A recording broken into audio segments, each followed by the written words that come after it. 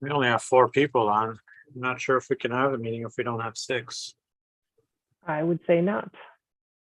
Oh, there's 5 and there's 6. Perfect. Speak of the devil. How's that 6? I have 2 just joining. They just dropped in. Okay.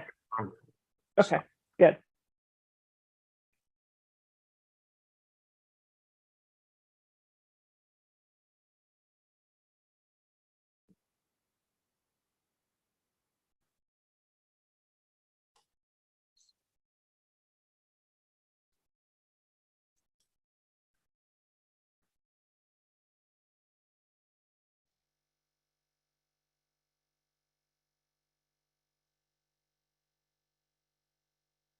Do you want me to go ahead and go, Cam, or do you want to wait a few more minutes?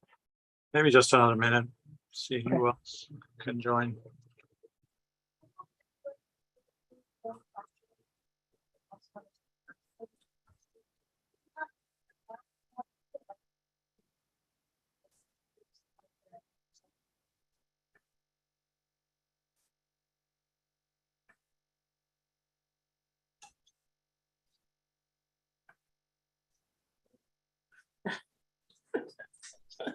It's just my light. Now I'm glowing.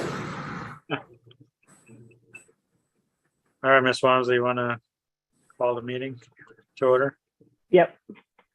Good morning, everyone, and welcome to the Arizona State Board of Pharmacy virtual task force stakeholder meeting for the Rule Rewriting Committee. Today is July 14th, 2022, and the time is 9:01 a.m., and I call this meeting to order. Dr. Gandhi, can you take roll call to establish a quorum, please? Certainly, Madam Chair. Ms. Walmsley? Here. Ms. Nair? Here. Mr. Dang? Mr. Pond? Here. Ms. Hall? Here. Ms. Fine? Ms. Nishi? Mr. Bozen? Here. Mr. Morris? Ms. Sutcliffe? Here. Ms. Almer? Okay, we have 6 accounted for, Madam Chair, and 5 absent. All right, so barely a quorum, but thank you all for being here. Dr. Gandhi, do we have any declarations of conflicts of interest? I don't have any to disclose today. We should ask, and it looks like Mr. Dang just joined as well, so I will mark him in attendance. Good morning, everyone. Kevin. Is there any conflicts of interest? I don't have any, sir. All right.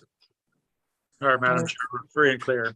All right, hearing none, we'll jump into the meat of the meeting. Item number 3, discussion and consideration and possible action regarding the regulations to modernize the language and remove language that is dated and redundant. Dr. Gandhi, I believe you distributed a first draft of the language containing a number of different provisions. Do you want to direct me on how we want to go through this, or do we want to just go through each section at a time? What's your preference here? Yeah, I think if we go section at a time, there are some questions on some of them. I want to make sure we captured everything that we've so far discussed. There was a few additions, and you'll see those highlighted and underlined, and those are up for discussion. So I think if we can start on page 7 of the document I sent out. For the benefit of the public, can you display your screen? Is that possible? Of course. Thank you.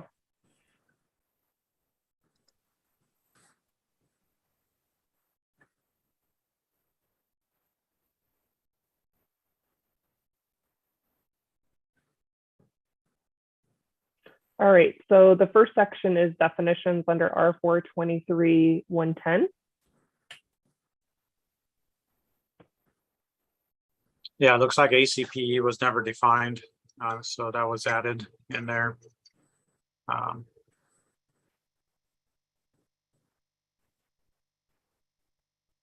Is there anything on page 7 that needs?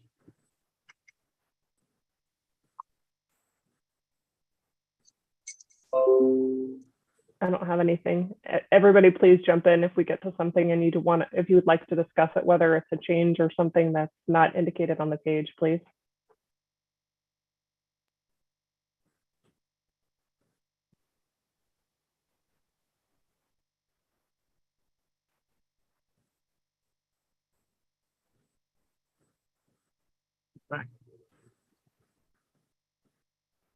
Page 8. As you can see, there's a highlighted section, biological safety cabinet means of containment. It's from the June 1987 edition. And I don't know if that needs updating, if there's an updated version.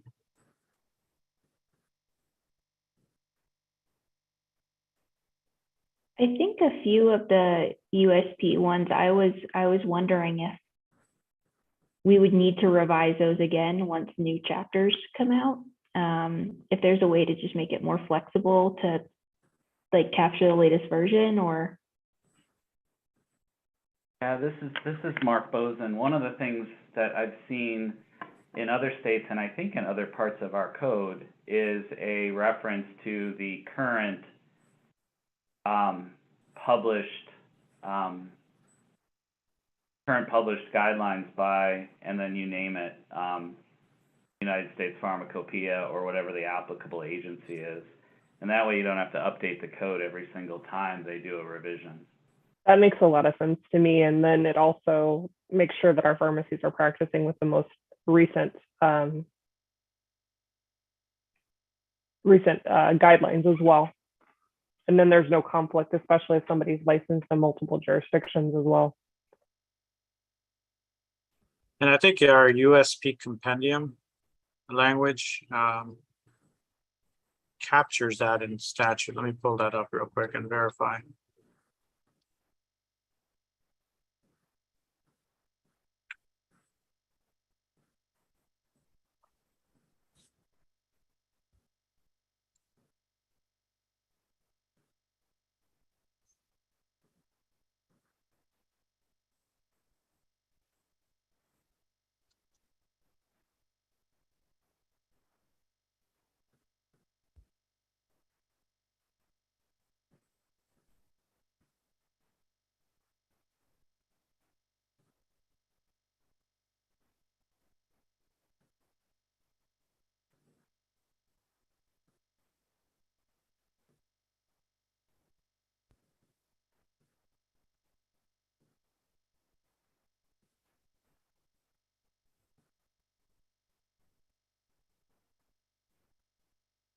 So under statute, ARS 30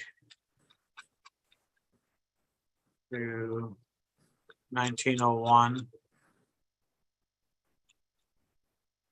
official compendium means the latest revision of the United States Pharmacopoeia and the National Formulary or any current supplement. Is that what you're referring to, Mark? That type of language?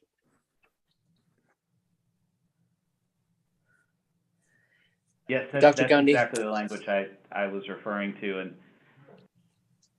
strikes me that it would make sense to mirror that if necessary, or just reference that part of the statute. does Arizona have to like accept or kind of adopt every new version of USP that you reference, or are you able to just go ahead and follow it? Like for instance, when 800 came out, like did you have to take votes on that? So we did take a vote on it. Yeah. The board did adopt the new version 800. But then obviously it moved to a guidance standard because 797 is up for debate. So it hasn't been exercised and it's not official yet. But the board did vote on it, yes. Well, and I think that's the nuance is the USP differentiates a compendial version from a draft version. And so the USP doesn't consider USP 800 to be compendial yet. They haven't made it official. It's still in its draft version. And so, and I think that's appropriate, and our state ought to follow that federal guidance. If they're not comfortable finalizing it yet, then we ought not be.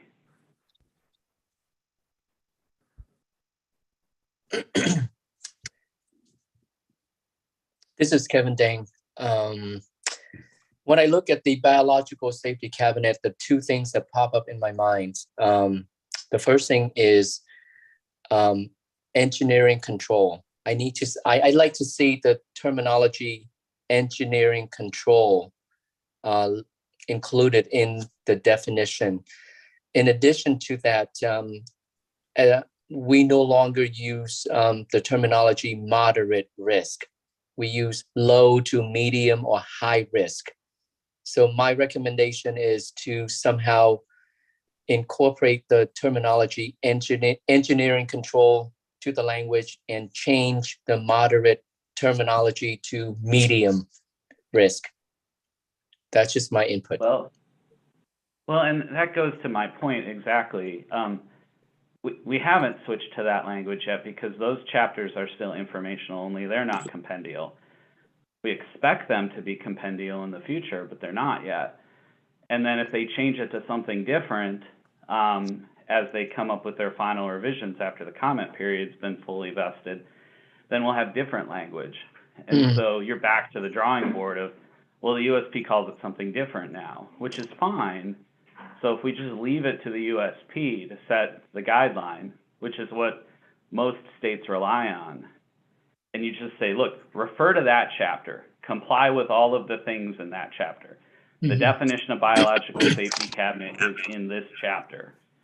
And it's interesting to me that the predecessors before us that wrote this referenced the 1987 edition and said, and no further editions, no future editions. Be interesting to find out why, but that was a long time ago. I was still in high school. So, but I think that's it. I don't think you should mess with, very, very specific language because pharmacy evolves quickly. Statutes and regulations, when possible, ought to reference, some other thing that moves more quickly than we do. Well, I agree with you on that point, Mark, but just speaking from a hospital pharmacist standpoint, if I were to open up any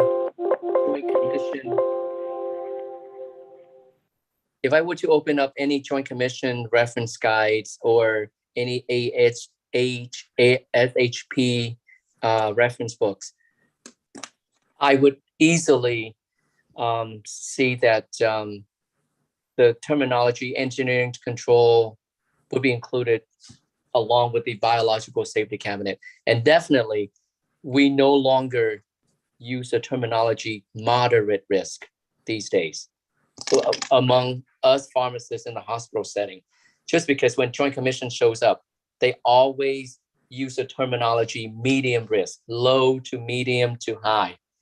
And that has become the norm now.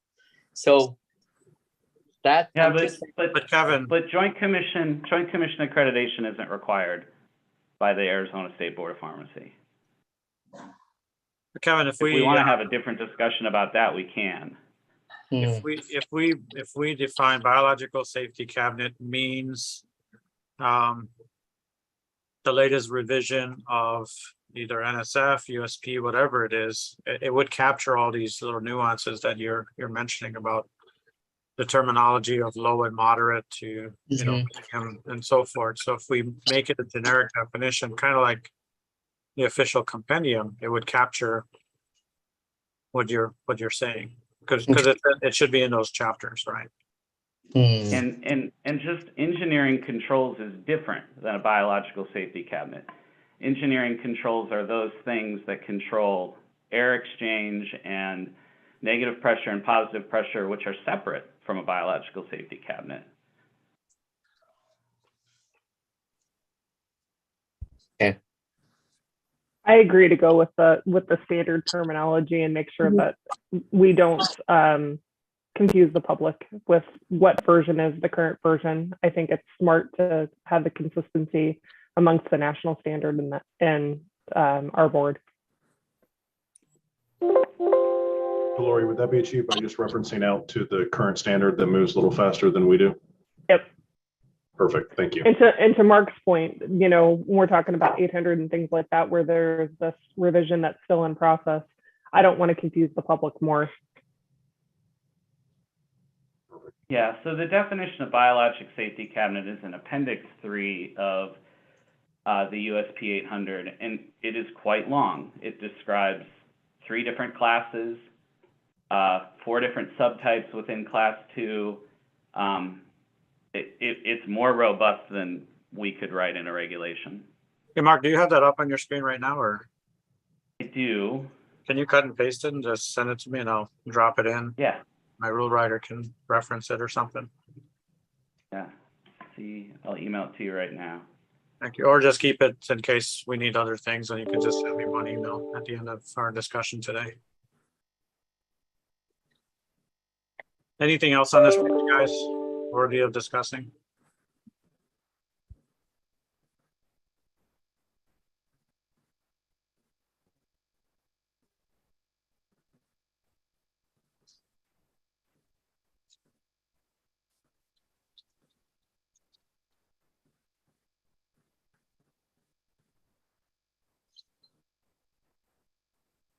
Okay, let's move to the next page.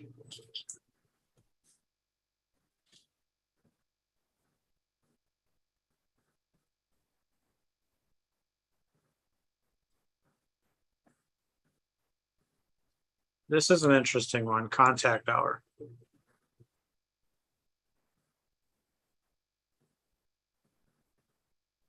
There were some comments later in the draft from your rule writer, wasn't there, Cam?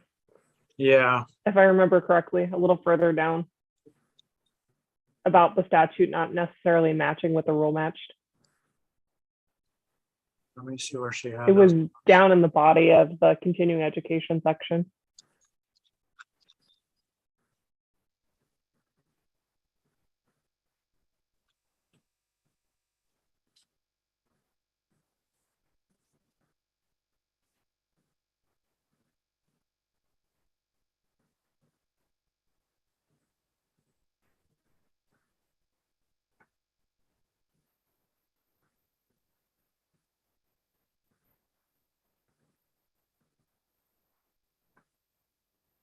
It's on page 31, Cam, of the PDF. Yeah.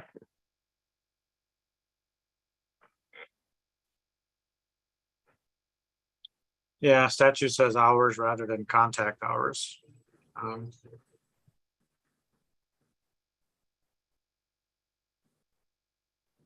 Is that technically okay since NABP and ACPE kind of mark a full hour? You do have a 50-minute activity?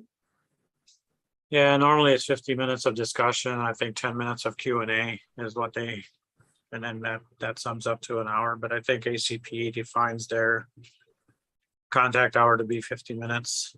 And I think she's just trying to be thorough in that and trying to capture what ACP is doing.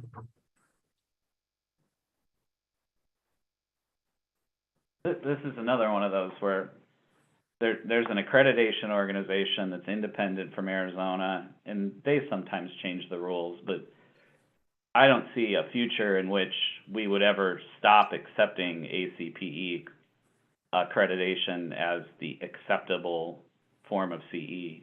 I agree with you. So if ACPE says it's 45 minutes or an hour and 10 minutes in the future, then we would want to just go with it.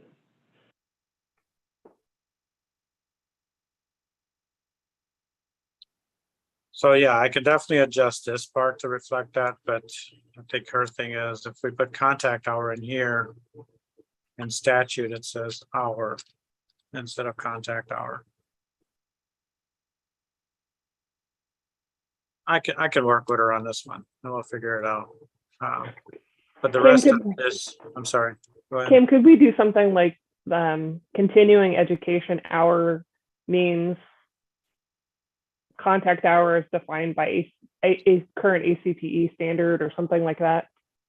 So that way there's flexibility if it changes for the future, like we've been talking about on the other.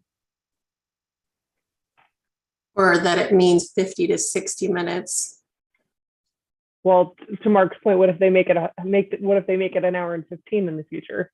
No, I don't see that happening, but I mean, what if it's 45 minutes? That's what they define as a contact hour in the future. I also think that keeping it broad could adjust for like other statutory changes where there's kind of like a pan healthcare like continuing education requirement. I've seen that happen in a bunch of other states where it says like every healthcare professional needs to take this one training that's actually not ACPE. It's something about like safety or human trafficking or like cultural competence, and like that will say 1 hour, that statute. So I think the broader the better for a definition here. All right, I'll work with her. I just left a note here for myself.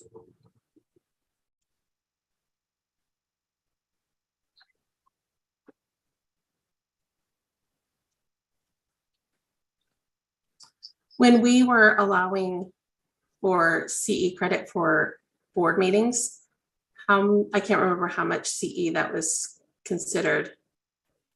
Like a full day was 3 hour or 1.5 hours, I think, for half a day. It was 3 hours Yeah. for a day, yeah. so that wouldn't calculate to meet this either.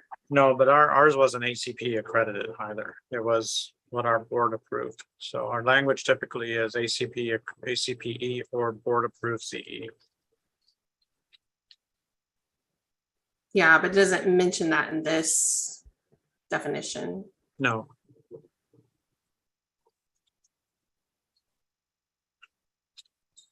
Okay, I'll expand on that with my rule writer on how we can incorporate that as well.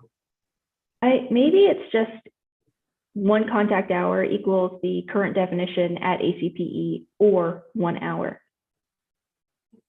That's the term contact. It doesn't, there's Right, no okay. reference to contact in our statutes. I think that's what she's referencing. I mean, you could even say 1 hour equals means contact hour as defined by ACPE or something, you know. Again, we'll get creative around that, but I wanted to draw it to your attention.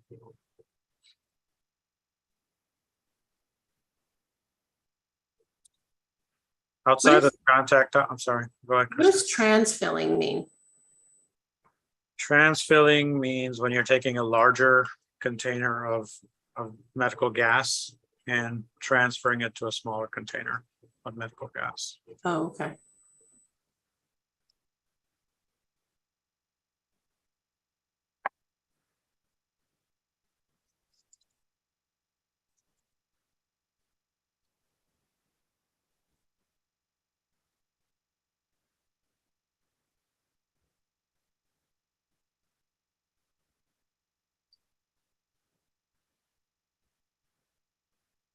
All right, the next page, page 10. We removed CRT because Emily didn't know what that was, I think, or was a microfiche, I think. Nobody uses it anymore either. Yeah.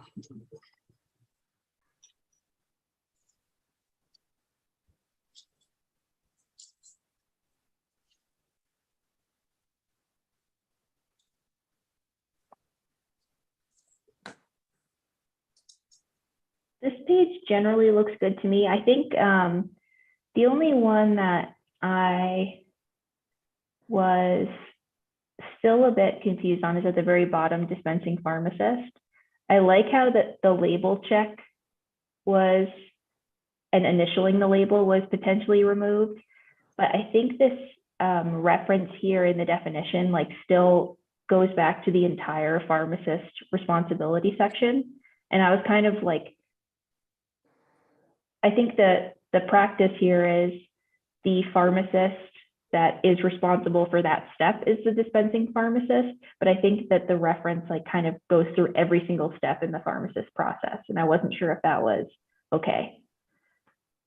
So what you're saying is that it could be done by multiple persons as long, but the dispensing pharmacist would be responsible for the action in which they perform in the dispensing process. Yeah, I think that the board practices like their investigations that way, but I wasn't sure if there was a way to clarify that here or if this is good enough. Just kind of curious.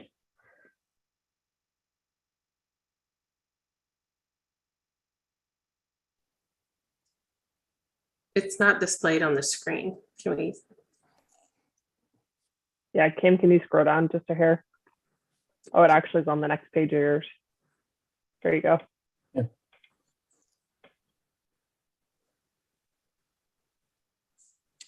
This is Kevin. I also have a question regarding the dispensing pharmacist definition. Kim, is there a reason why you cross off the initials, the prescription medication label? The reason I ask that question is because in the hospital setting, when pharmacists verify an IV product that is prepared by a technician, to me, that pharmacist is practicing the dispensing of the medication. If we cross that off, then legally the pharmacist doesn't have to put his or her initial on the label. She or he verifies it. Yep, ANSEF 1 gram IV, good. Everything's all good. So I have done my verification process, but if we're gonna go with this new language, I don't no longer have to initial on that prescription label before I send it out to the patient room up on the nursing floor. But Kevin, on the opposite side of that, should it actually have to be a physical documentation that's like a physical initial, or should a computer record be sufficient? No. I think a computer record should be sufficient. I mean, that's how most community pharmacies and most mail order pharmacies practice. As long as the pharmacist's initials are captured, doesn't really need to be on the label. The patient doesn't care about that information as long as we can identify who was responsible for that step by their initials. I think that's what's important. It's just a completely different workflow. It's a real right. challenge. Right, it's completely different. You're right. So in the hospital setting, we have pharmacists sitting out in the common area, verifying all the orders that are electronically entered by the physician. Then the label gets printed. Technician goes into the IV room, makes a drug. They are big at a bigger hospital. We have IV pharmacists designated in the IV room just to do the checking of IV products. So it sounds like an internal process, though. Yeah, Not what and we it probably could be called out Right. within your own institution's policies and procedures, your SOPs Yes. within the hospital. Because each hospital is going to have for every one, there's going to be a different way to do it. But Kevin's right, there is a lot of variability in this, and it probably would be hard to apply a singular verbiage to that. But that would be, Emily, like you're saying, I think an internal document could sufficiently meet that. And I think, Go ahead, Emily. what I just want to kind of circle back to the conversation we had when we originally talked about this definition, is that this says the dispensing pharmacist is the one who is responsible for all the steps and initials the label. And in a hospital setting, I generally think that the person who checks the order for safety versus the person who checks the component of the IV are different. And this change is intended to protect those two responsibilities. The person protecting, like doing the DUR, is not then responsible for also initialing the bag.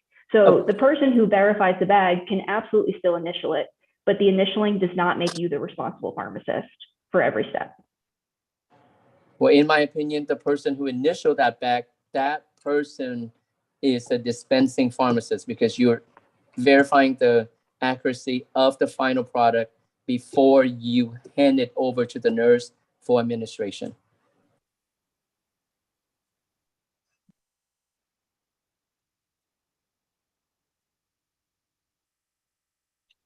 So I think when you look at R423-402 and the responsibility of a pharmacist, it does outline a lot of things that a pharmacist must verify.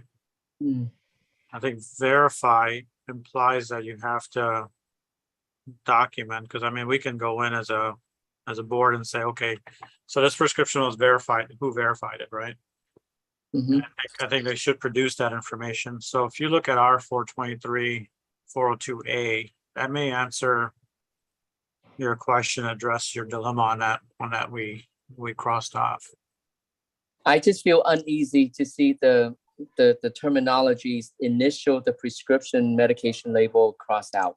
I feel that if we leave it there as is, it's not going to create any confusion, and it's not, then it gives the dispensing pharmacist the liberty to whether to initial or not to initial, right? But if you were to No, cross it off, it would make they- it a requirement if you have it on there. If it's not there, then it's liberty to do it or not do it. Which could be addressed by a hospital SOP. Yeah, Some hospital SOPs have a P1, P2 pharmacist, and the Mhm. P1 checks the order and the P2 actually checks the product and label. Yeah, that's a great point, Karen. There's just so much variability in hospitals based on size, scope, hours of service. No, that you you're can't right. get a one size fits all. And No, this would so I apply think to every practice setting too. And again, there's Policy. variability across all practice settings. So we want to make sure it's flexible enough that it meets the intent, which is to know who dispensed the product, but not necessarily make it so rigid that no, you're people right. people are having to fit certain Like, requirements. I agree. Or to- I just had a conversation yesterday with a mail order pharmacy that says, we can't do P1. And I'm like, well, you don't have to have a P1 if you're not big enough to have more than one pharmacist working that day. So this is all practice settings. And 402A talks about writing down orders. It talks about communicating oral prescriptions, those sorts of things. And all I'm trying to say is like that person, using the term dispensing pharmacist for that person may just be a little bit confusing. And generally, I think maybe it's just the terminology, right? Like what I believe that this definition's purpose is to say the pharmacist who does each of the steps in 402 is responsible for that step. Maybe the issue is the terminology of calling them the dispensing pharmacist.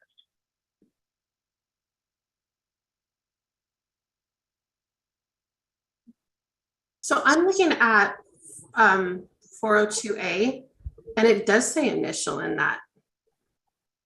Or am I looking at a wrong version? It looks like 2020 was the last update. I think there's some updates down in 402A. Cam, can you scroll down to that page? Maybe that would be helpful for this discussion.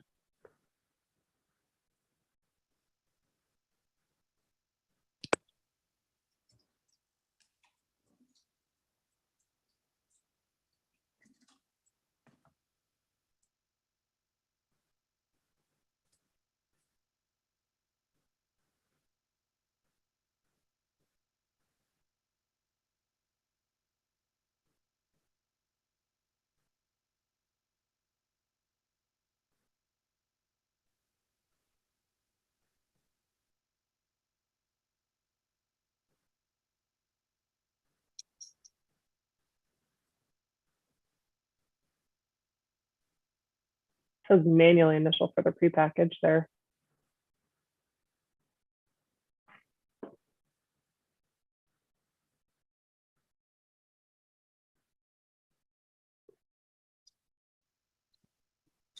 Yeah.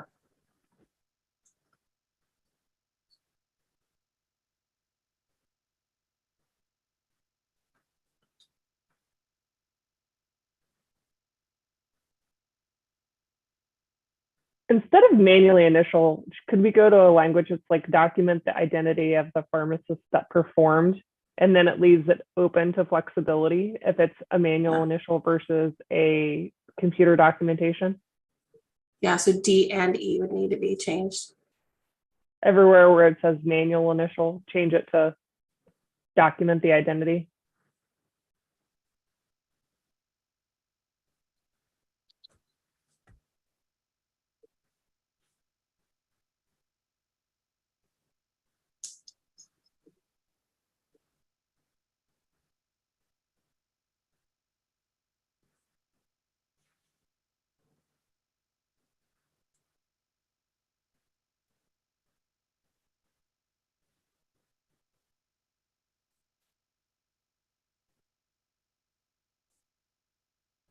Does that make sense to everybody else?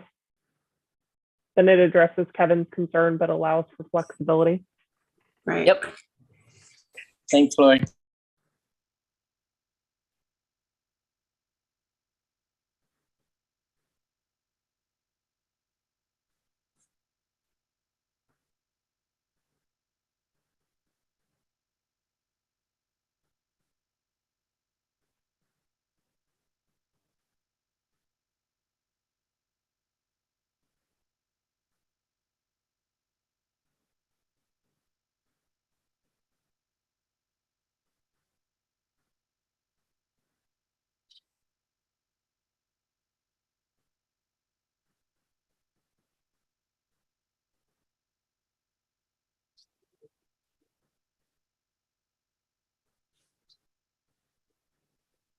Why do we have a list of what DME includes? I think that's what she's alluding to. Oh, okay, yeah. That's why she's highlighted it. It's like, I don't think it's a good idea. And there's Yeah. always the question if you miss something or have to update it constantly. Yeah. So Cam, here's my input for this. I mean, I know that FDA has its own definition that defines DME. We either gonna use the FDA's definition and get rid of the list, or if we're gonna go with the list, then I would recommend that we add blood pressure monitoring, because I don't see blood pressure monitoring pump device listed here. I say we get rid of the list. Yeah, either The way list- is fine. Yeah, the list exists in lots of different places. PBM contracts, the Social Security Act, and it's one of those where durable medical equipment, depending on who you're billing, who you're buying from, is a moving target. Yeah. I agree. I just want to add that this is defined in 3201 and it's slightly different. Because like the outside of the home thing is not, or outside of a medical facility is not in that statutory definition. We may need to change the statute in order to clarify this. Can you repeat that, Emily? I missed what you said. Yeah, so this definition references ARS 32-1901. Right. And that definition is the same as the original definition in this rule. So I'm not quite sure we can make edits saying outside of a medical facility without changing that statute, because that statute says blah, blah, blah, blah, blah, by the board and rule, a patient or consumer may use in the home or residence. Right. I mean, to be honest with you, since it's defined in statute and we don't want the list, you could technically eliminate this entire definition. That makes sense to me. That makes sense to me too. Yeah. Why do we even have it? And Mark, that's like a whole page gone. Since you're the Right. attorney, Mark, since you're the attorney here, I'll ask you, does that make sense? Or, I mean, do we need a repetitive definition? Yeah, Sandy can weigh in here too. And Sandy Maybe too, she yeah. can help me, but when we write rules, we're allowed. So the way I've always taught rules making to law students is the statute is the thing the legislature says, and it's usually fairly broad. And so, for example, a statute might be, there shall be a stop sign at every intersection that needs a stop sign. And then, the Department of Transportation comes in and says, all right, a stop sign shall be 18 inches wide and red and with white reflective tape. And so in this case, I think as long as, and there's this also thing called Chevron Deference, where the agency that enforces the statute's allowed to interpret the statute. So if the agency thinks that, well, home or residence is sort of antiquated, what the legislature really meant was outside of a medical facility, I think you could do that. Now, could someone challenge it in court? Sure. And then, the court would say, you went too far. But I think it helps to understand. Lawyers often will call the board. Cam gets calls all the time from healthcare attorneys. what we're wondering is, how do you interpret this? We interpret it this way. How do you interpret it this way? Does it really have to be in the home or residence? And to give Cam some guidance of now what we really think of as anything outside the medical residence. So I don't think it's too far a stretch to put this in a regulation, because I don't think it goes against the legislative intent. When durable medical equipment was added into the permits and statute, the legislature forgot to actually give us a definition. So the rule definition actually came prior to the statute definition. That's why they match exactly. We don't really necessarily need it then, Sandy, is what I'm hearing, because now it's defined in the statute. I think, guys, when I started defining durable medical equipment distributor, because I was never that, I put that medical equipment definition in as well. So, because it was never in statute, and technically things grow off of statute, not the other way around. And it is in statute now.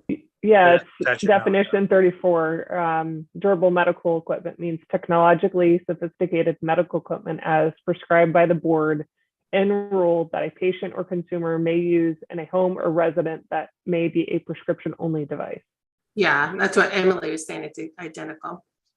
But the distributor is just below that in statute.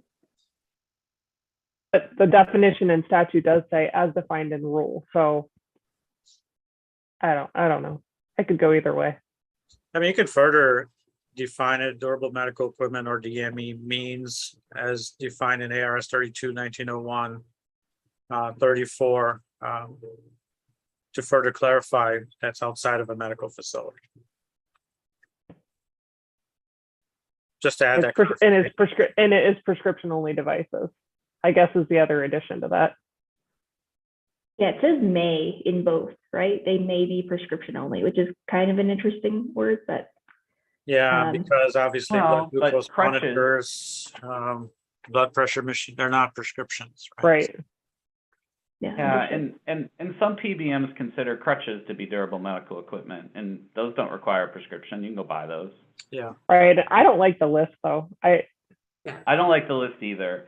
And I think it does help to do outside of a medical facility. I don't think it strays too far from our purpose, because, and I'll just, a simple story of way back in the day, this is 20 years ago, when I was practicing pharmacy every day, and I received a complaint that we weren't delivering a medication to a patient's home. It was a large apartment building that had a doorman. It was an assisted living facility.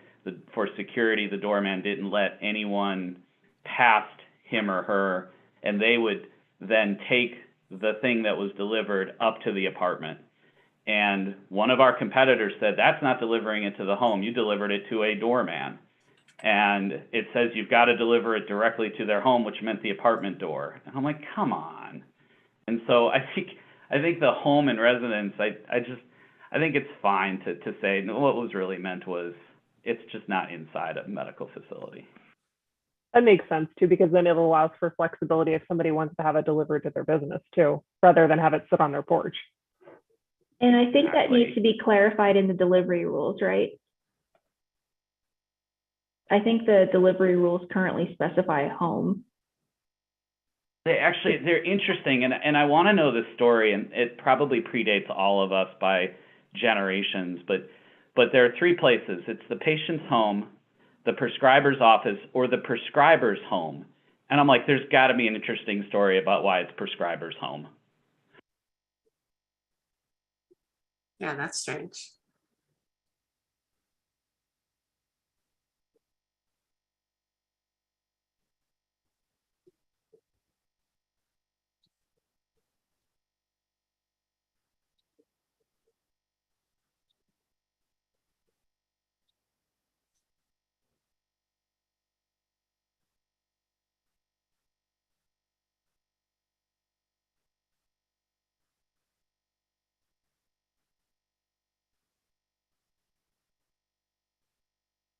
Something like that, is that what we're trying to do?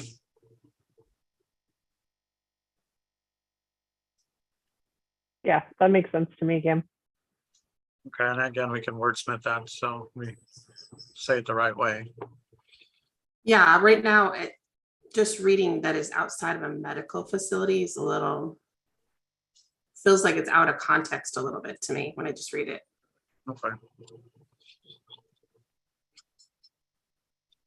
All right, earned income obviously is taken out.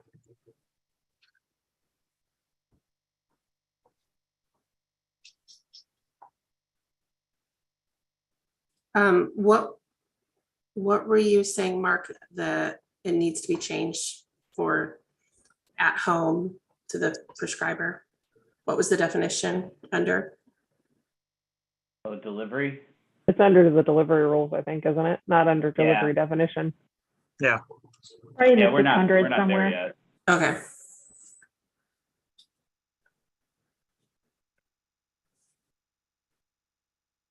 But I was just using that as an example of when we use the word home, it gets us all wrapped up around the axle.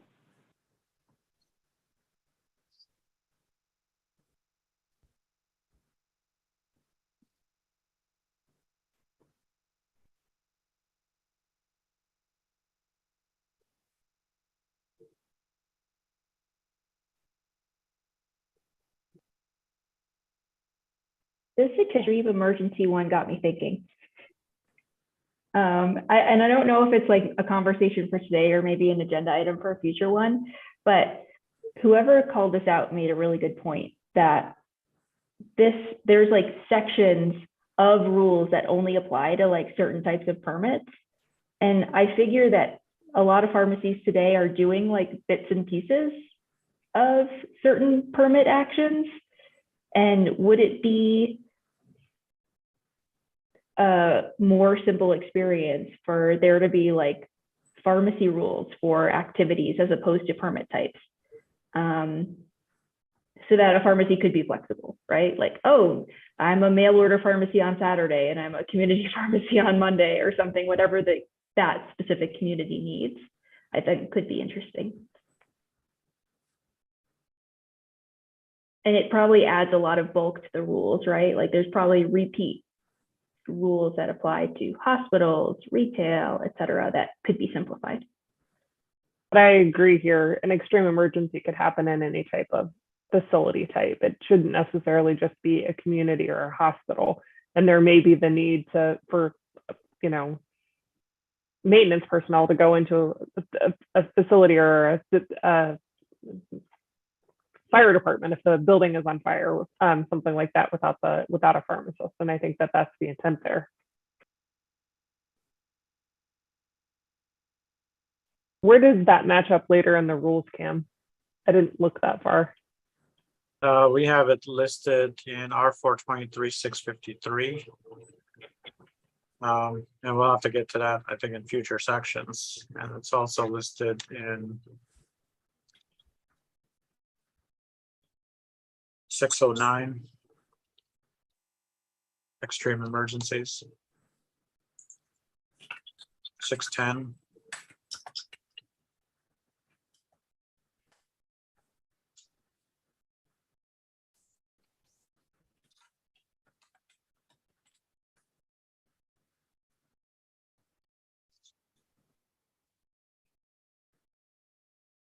Yeah, so like this definition is used specifically in the community and hospital chapters.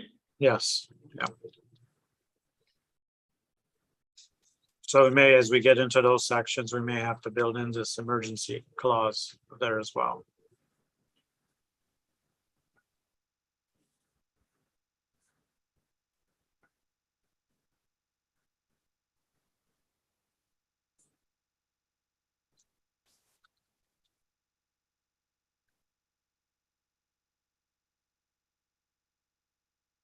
I think the definition is good though. I think it's flexible enough that with the language around imminent threat or physical harm.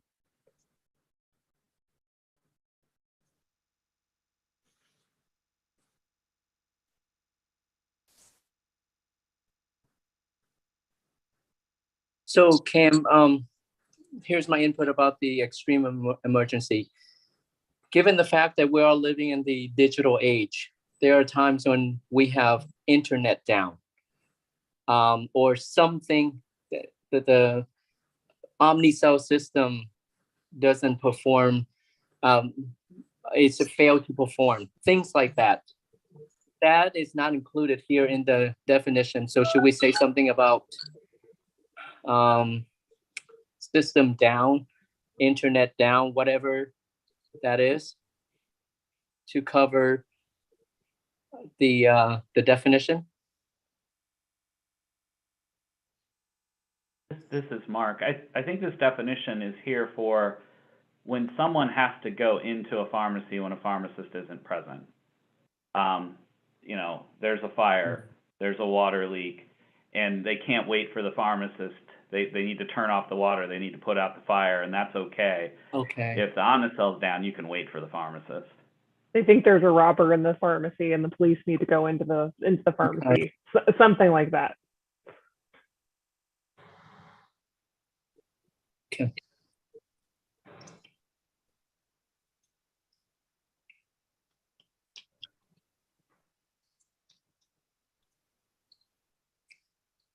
This is Sandy. Can we go back up to the emergency drug supply definition? I have a concern with that because you have to consider DEA regulations.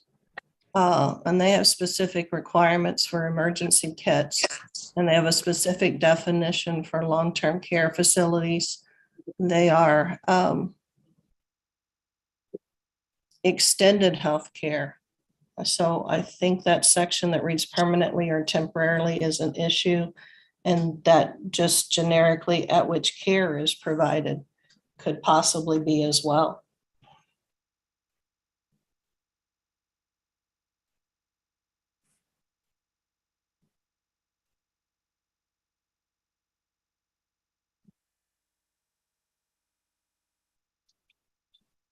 Yeah, that's a good call out, Sandy. I think it's more broad than the DEA would allow. New language.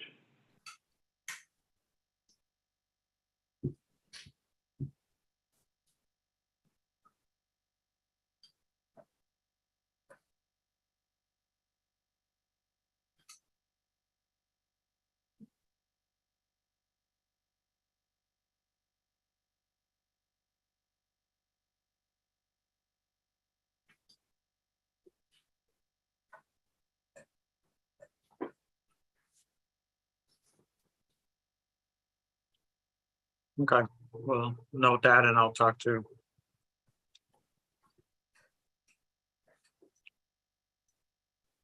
The good thing is we have the DA coming in today at 11, so we could ask them that very question. So. You got to make sure you know how they're going to answer it before you ask it, though. Yeah.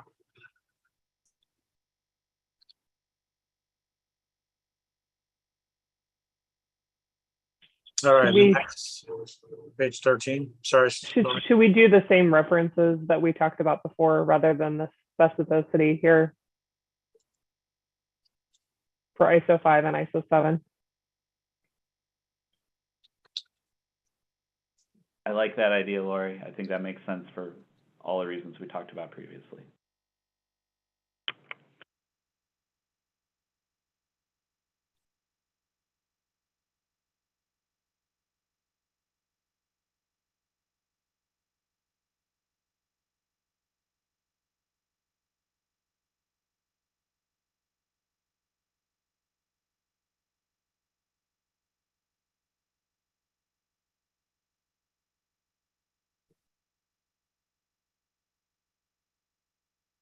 Okay, page 14.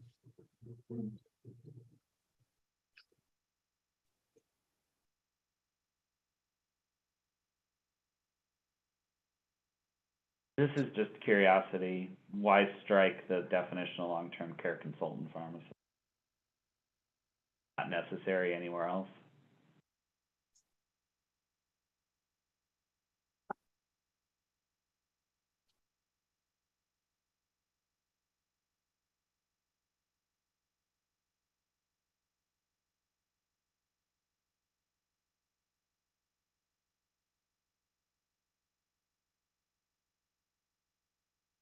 Yeah, it's not defined in statute, so Is it used later in the rule? And is the reason why it's struck is it disappeared from the rule for some reason? Like, we don't need the definition anymore because we never talk about it again. 701 is all about long-term care consulting. But it,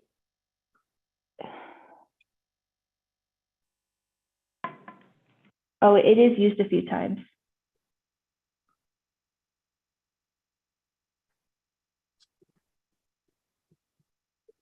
The reason why I call it out is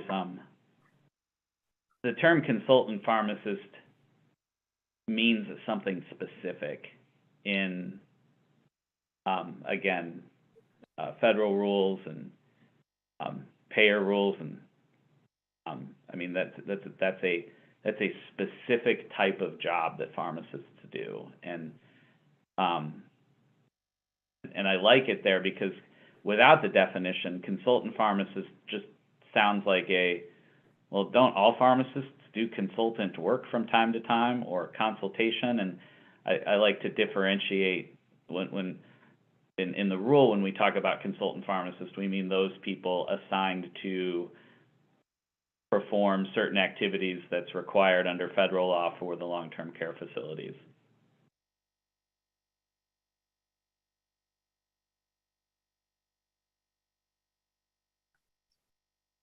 .701 references the definition that says the long-term care consultant pharmacist, as defined in 110, shall, and it basically has all of their requirements to be one, and then all of like their documentation and stuff is below that. And duties. So it's defined within the rule. So the term has a reference back to the definitions, but the section also talks all about the responsibilities of that pharmacist.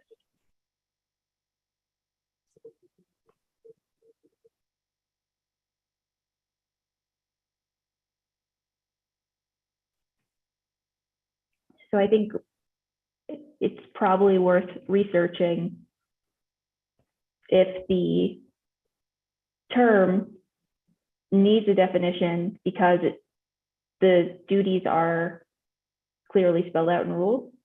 I'm not sure.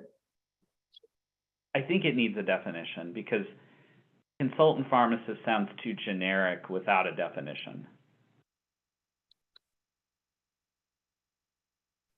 Then maybe the definition itself needs to be edited because the definition says it's a pharmacist who consults. To long-term care facilities, which is exactly what it is. Yeah. Even though I'm a pharmacist and I do consultant work, doesn't make me a consultant pharmacist because that's a different thing. Unless I'm performing federally required activities in a long-term care facility that are required to be performed by a consultant pharmacist. I think we should keep the term in because some pharmacists have a business as a consultant just going to long-term care facilities, reviewing the medication orders, reviewing the workflow, that kind of thing. So that is those tasks are specific to a long-term care consultant pharmacist that may just do that for their business.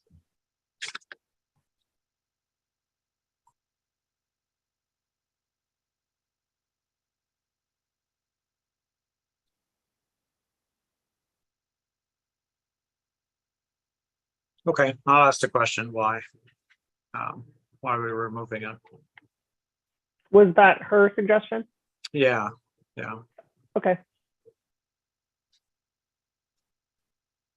The next one was just to remove this acronym because it was not used anywhere else other than here.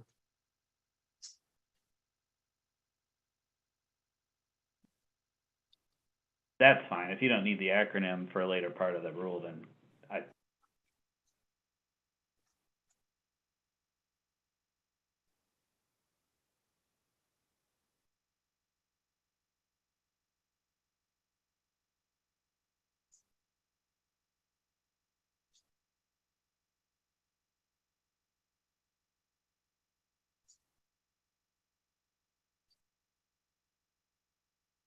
Any other thoughts on this page?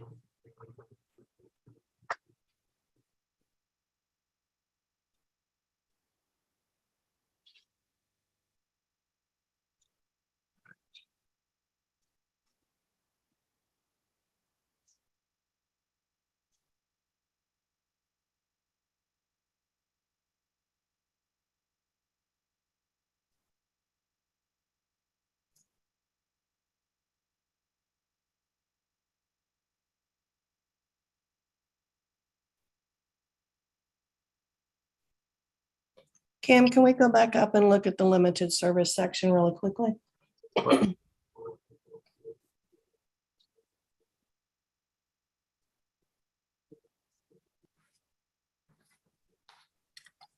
Have we given any thought to adding a limited service non-dispensing permit?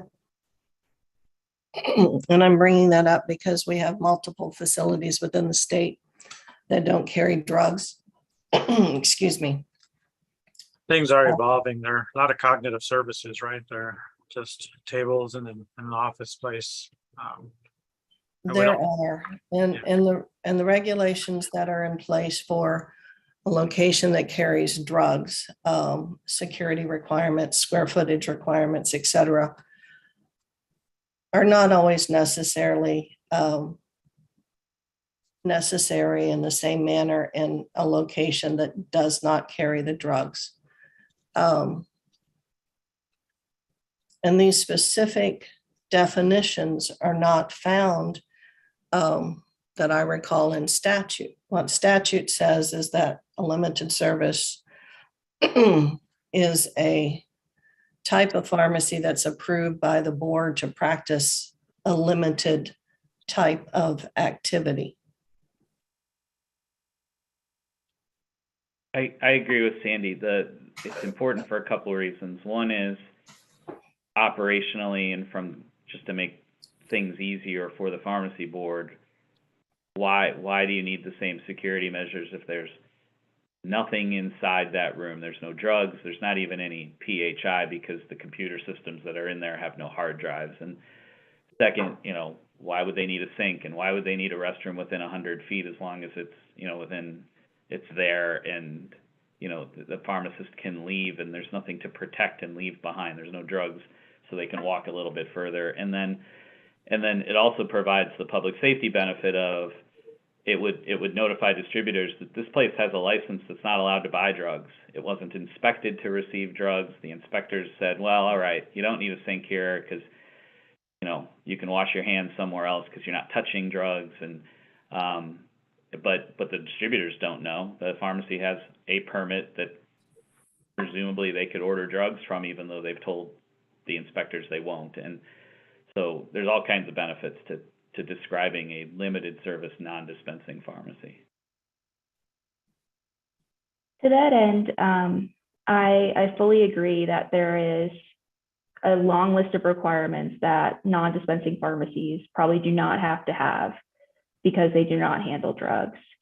But I'll just tell you we've seen issues in other states with recognizing that type of pharmacy, and specifically like a special permit for that pharmacy. So what I saw happen in Idaho this year is they used to have these types of permits. They probably had like 5 or 6 different ones. And pharmacies were setting up shop in Idaho. And then once they tried to go ahead and reciprocate their permit type to another state that did not have that kind or didn't recognize like a cognitive service pharmacy, they wouldn't issue a license. So what Idaho ended up doing was they removed all of their permit types and had one pharmacy permit. And what their rules or their inspection form says is, if you compound, you follow XYZ. If you have drugs, you follow ABC. That gave more flexibility and didn't, cage people into one permit type. And instead, they followed the rules for the activity they were performing, not the type of pharmacy that they were.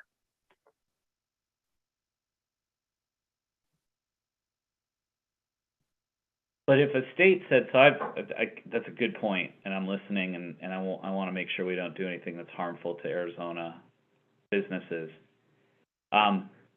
in my experience, and I worked with this a lot with some of the first non-dispensing pharmacies, is when we applied to the state and they said, look, we don't issue permits for your type of entity, said fine, and we kept that letter on file and would provide the services to those patients.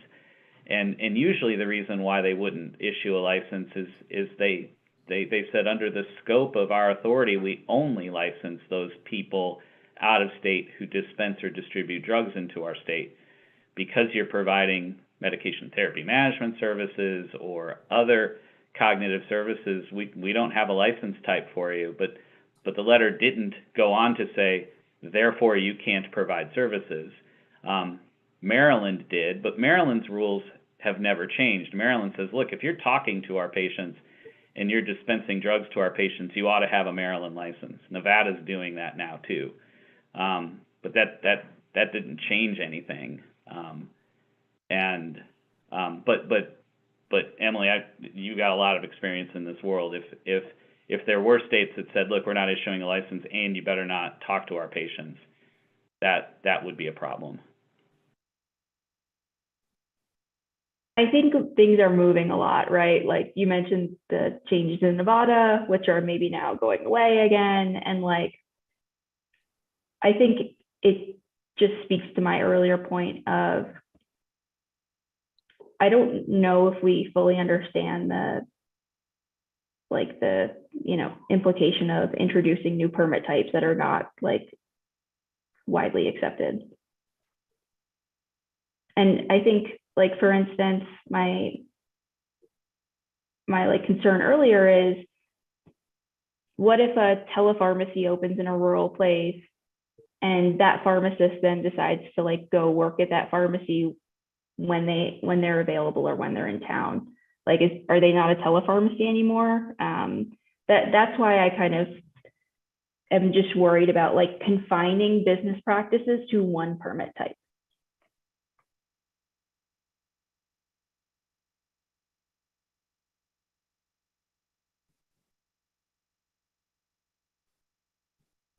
If I'm the only one that is worried about this, that is totally okay as well, and we can move on. But I just wanted to add that context because I've heard this happening in other states where there's issues with like non-matching terminology. Yeah, so I am worried about it, Emily, and I think it's really, really forward thinking, and I like this is why we do this as a team, to think about the unintended consequences. Are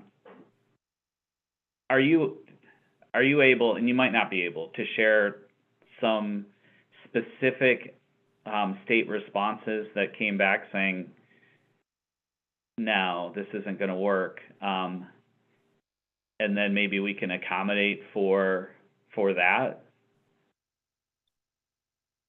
Like maybe we circle back to this, but at least promise to talk about it. Yeah, I think it's probably like a future discussion item. I don't want to like completely, take over this conversation. Maybe I'll talk to the Idaho board and see what type of issues they were seeing on a broad licensee level, and I'll come back to the group. Yeah, it would be great if Idaho said, look, we have this really, really fantastic program here, and they just couldn't offer it in these other states because of X, Y, and Z. That would be really good information for this committee.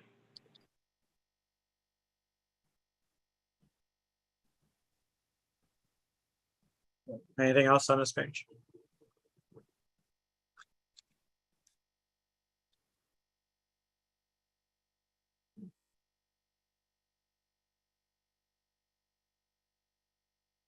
Thoughts or concerns? I know we didn't discuss this section last time,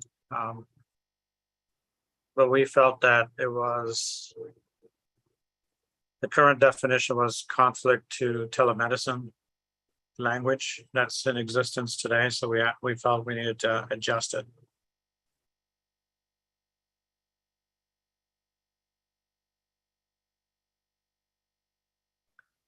If I may, I love this change.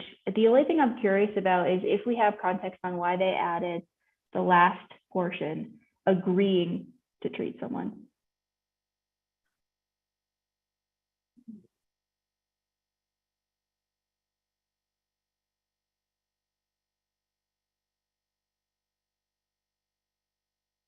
in order to provide telemedicine services, both parties have to agree to that service, right? So if the patient says, I don't want it, and they have the option of actually doing a physical visit. I think that's why it's in there.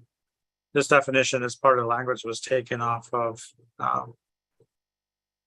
what telemedicine language is in other common places. Why was medical practitioner chosen instead of healthcare provider or some other language?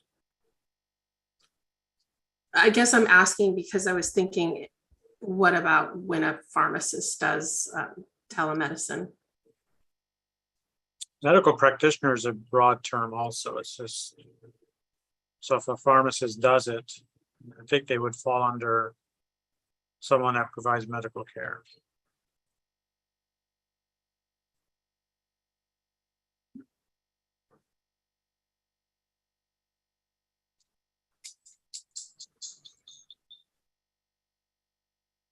Medical practitioner language was already in existence in our rules.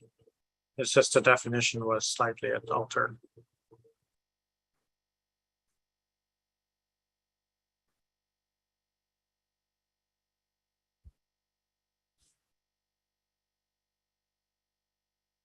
Okay, I just haven't seen a pharmacist considered a medical practitioner, but if you're saying that's broad enough to encompass that. Well, Sandy, Mark, I'll refer to you guys. If we change that to healthcare professional and patient relationship, could that be misconstrued and some pharmacists then may think that they can prescribe? Well, pharmacists can prescribe in some situations. In some situations, under collaborative practice today. And and Paxlovid, you can provide it. So. Yeah, that's the newest one right now. This is in statute.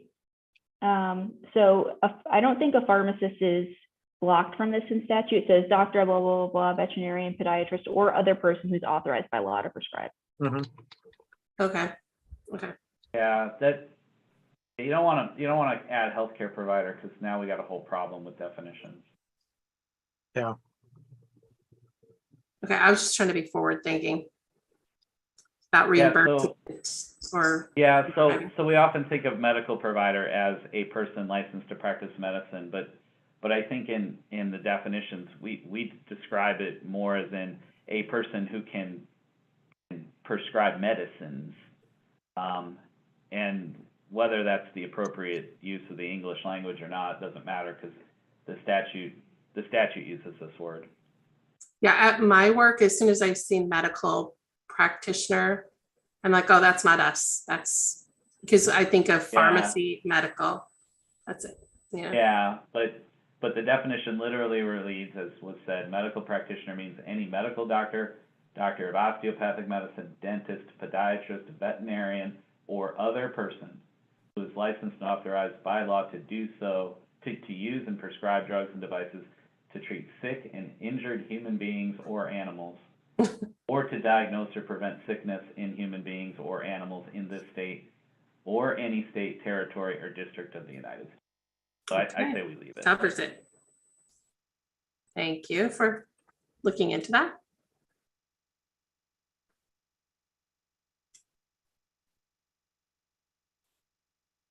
Okay, anything else on this page, guys?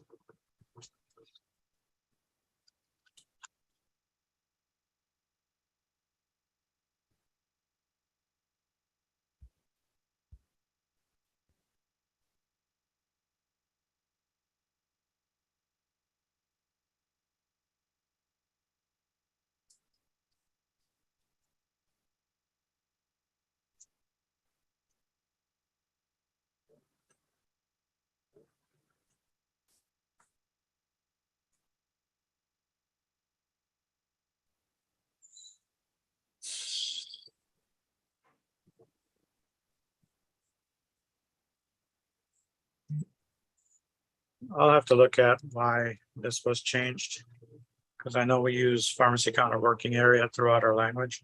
Mm-hmm. So I'll question that one. And Cam, is there a reason why the pharmacy law, continuing education definition get crossed off? We don't require it anymore. No CE required? We don't require specific categories of CE. Just the opioid component, but the law CE has gone away. Okay, thank you. I was going to bring this up in the later sections, but do we need to have all the stuff around counter space and square footage and all those kinds of things defined? I think one of the things we've talked about in prior board meetings was, do we need to necessarily have it be so specific? Or should we just allow the businesses to determine what is necessary and our compliance officers to make that determination of whether or not it's safe or not? To remove all the deviation requests and all those kinds of things that our compliance officers can flesh out as they visit the facilities. I think it's worth looking at. We've been talking about it for years of do you know, the micro hospitals and even the pharmacies, do we really need to be that prescriptive, or can the business say, look, this is plenty of space based upon automation and new tools, and candidly, monitors are different. We still use the word, you know, cathode ray tube in our code, which leads me to believe, we needed more counter space back then because we didn't have flat screen monitors. And it, you know, if you leave it up to the business and the inspector, I like that. And since I've been on the board, we've only not accepted maybe 2 deviations. It's really, so on an opening inspection, and Sandy, correct me if I'm wrong, it'd be really difficult to determine that on an opening inspection. We would probably pass them because they don't have all this paper laying around and all that, so we won't really see whether it's a safe practice environment until they're actually up and running. Mm-hmm. From a design standpoint, our experience has been oftentimes you have pharmacists that are very familiar with the practice of pharmacy, and maybe the architect is not as familiar with the practice of pharmacy. And so space is at a premium in a lot of these high dollar real estate places, outpatient, infusion, ambulatory setting. And at that premium dollar point, oftentimes pharmacy has a real difficult time saying, you know, we need so much counter space to prepare. We need enough separation. And so having these things spelled out has provided support for high dollar real estate to get the pharmacy built out that is of adequate size and not basically in a broom closet. And on opening inspection, for us to go back, I understand what is being said here, but for it to go back and be retrofitted is very, very difficult. I think if we said the pharmacy cannot be smaller than the doctor's lounge, that might fix it. Perfect. That works. Motion to accept. It should be a medical practitioner lounge. I'm sorry, Any yeah, other medical. person. Yeah. Any other person should be allowed in it. I don't know. I'm just trying to think of all the other alternative models that are out there. And to Christian's point, as when all these things come in front of us, we generally accept them as a board, especially if there is a good reason. I mean, I can think of a deviation request that we approved that was for a smaller square footage because the pharmacy only had a few SKUs of drugs that they dispensed, and it was they didn't need a ton of inventory storage space, those kinds of things. I don't know that it needs to be so specific, but I understand that there could be unintended consequences the other way too. Mm-hmm. So Lori, the alternative would be that we can allow, the board can allow Cam and his staff to decide and make the decision on our behalf. That way they don't have to appear in front of the board. Yeah, but we have to change the language here, or they can't do that, right? You probably have to change it statutorily to give me authority to do that too. Okay. Anytime that you use terminology such as the compliance officer determines it's safe is just setting up discussion and disagreement because there's nothing specific to reference. What one CO might consider safe, the other one does not. I do agree that there's a lot of, particularly the specialty and micro hospitals, as Kevin referenced, that certainly don't need 500 square feet to operate under that. Mhm. You know, perhaps it's a square footage per person or something. I'm not saying that it has to be, but I'm just saying something specific to utilize. What Mhm. about a standard of care? The amount of space to provide the standard of care appropriate for that type of pharmacy. I think that's a bigger discussion of whether or not we're comfortable moving forward with that kind of language. And I was trying to sneak it in there, Lori. I mean, it's a great concept, guys, but it's just it becomes very subjective, so what standard of care for me is different than a lot of other people. Yep. And there's no way, I bet you there's no way for you to figure it out because you don't keep records this way, but what's the smallest square footage you ever approved?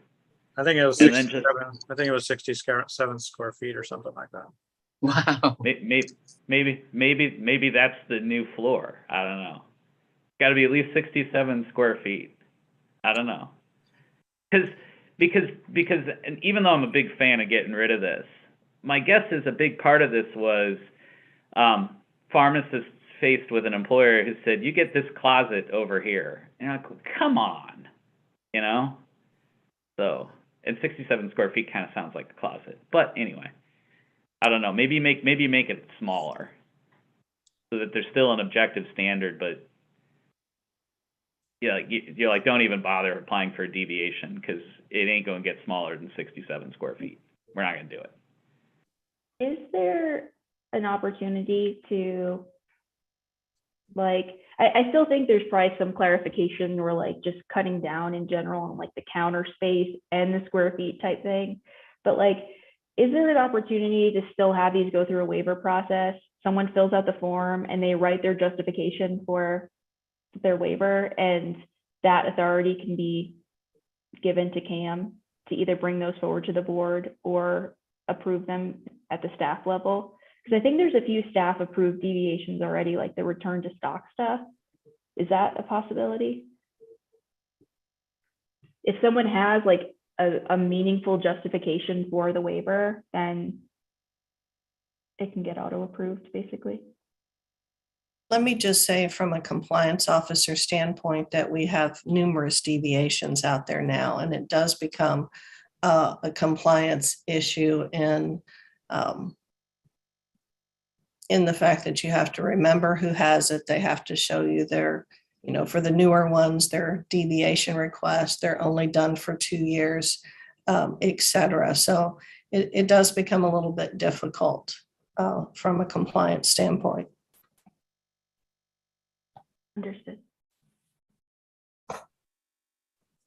Okay, so it doesn't seem like we have consensus here, so maybe we move on. It's something we need to bring back up to the board, though, for Mhm. discussion. Kevin and I both have brought it up, but we've not really fleshed it out. Yeah, let's add that on to our next agenda. So on the since we're all talking about the pharmacy permittee, we're on the page that has the pharmacy permittee definition. But the question I have for the committee is, now can we add to the language here the terminology business entity? The reason I'm saying that is because a hospital that can be owned by a business entity. It's not owned by a person. So for Person implies business as well. Is it? Yeah. Okay. All right, then I'm good. Thank you. Person is a person and thing is how it's defined.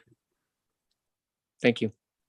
Mitt Romney taught us that in a presidential election once. He did. He got in trouble for it too. That's the lawyer in him.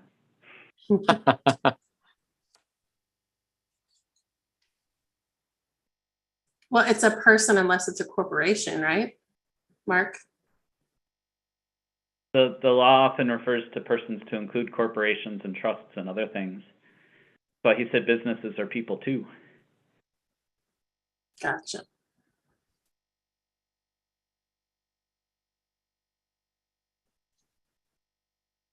All right, moving on.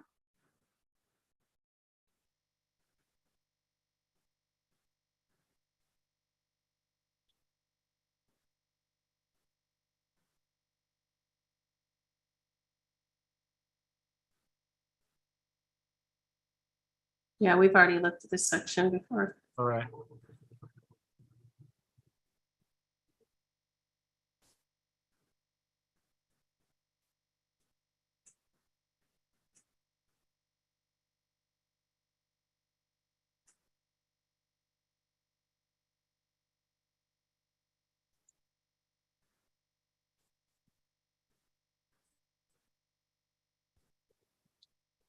The only time I see a red C stamp used anymore are for those locations that don't separate their Schedule 3 through 5 invoices from their non-controlled invoices.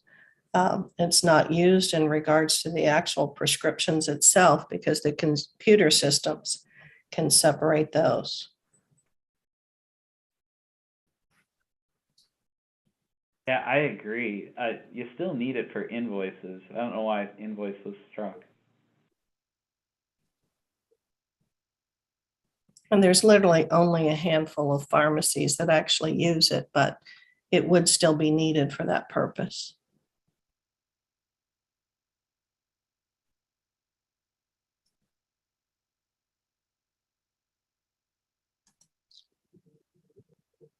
So then instead of it say prescription order, should it say prescription invoice? Both. I mean, theoretically, if you didn't have a computer system True. that did it, you should still be able to use the red C stamp. I think the reason that we had even discussed this requirement at all is, isn't it in like 1301? Like pharmacist manual, the stamp and how tall it has to be? It does address the Red C stamp and DEA regulations, but there's also a section that talks about if you have a computer system that can, and I'm paraphrasing because I don't have it open, distinguish between your controls and your non-controls as far as the filing component, then you don't have to utilize your Red C stamp in your prescription files.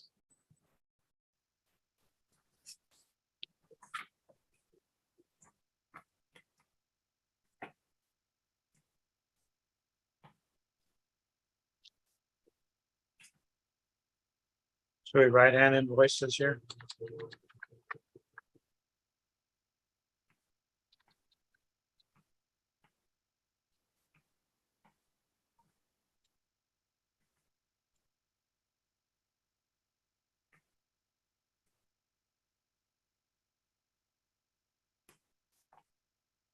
Why change it at all?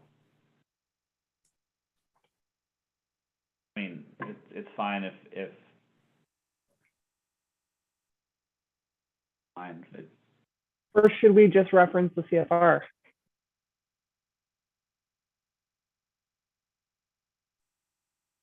you could reference the CFR, but there's also the Arizona statutes that Statute. call for it. So we're referencing the Arizona statutes here. Because I agree, it's a little confusing. So the CFR allows for you to use electronic documentation. You are only required to use the Red C stamp if you don't have the electronic documentation that's required. Right.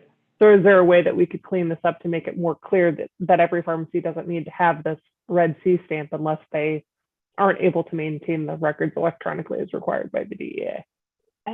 I also think that the reason that invoices aren't in here is because that reference in statute is about prescription orders, not about invoices. Yeah. Fair enough. This feels like this is a solution that needs a problem.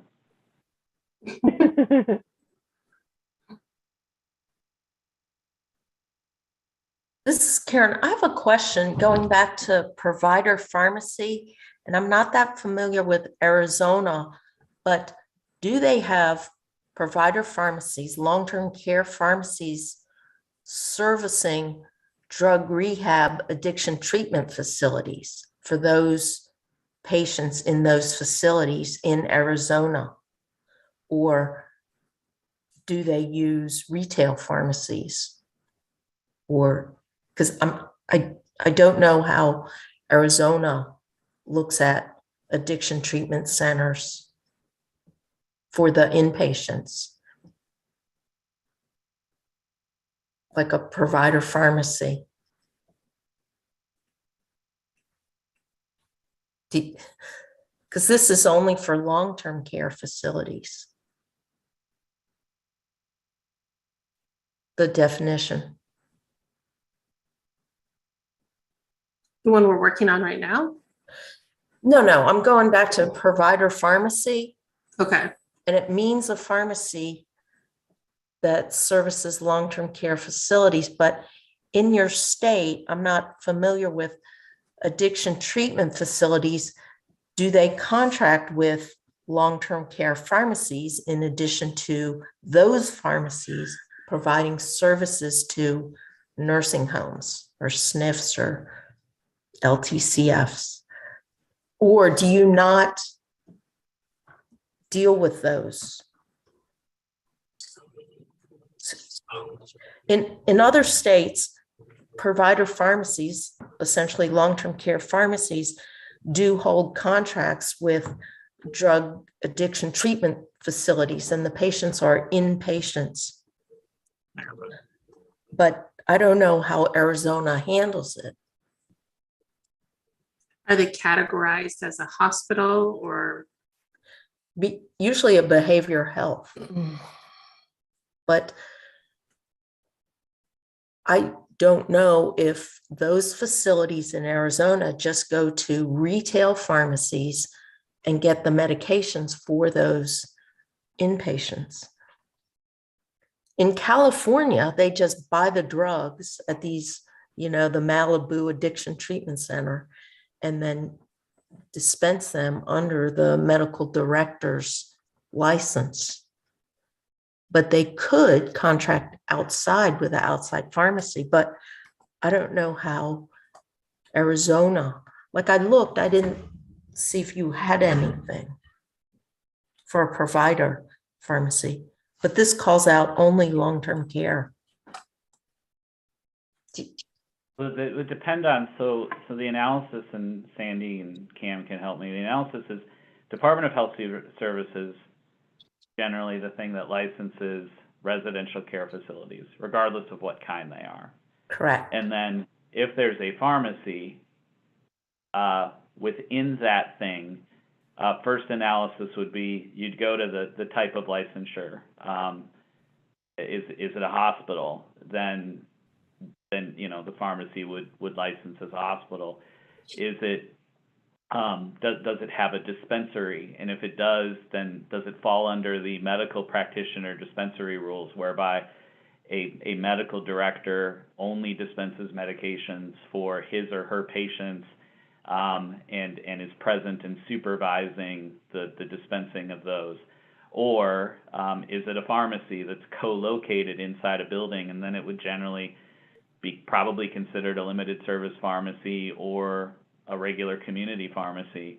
There are a bunch of permutations that would fit.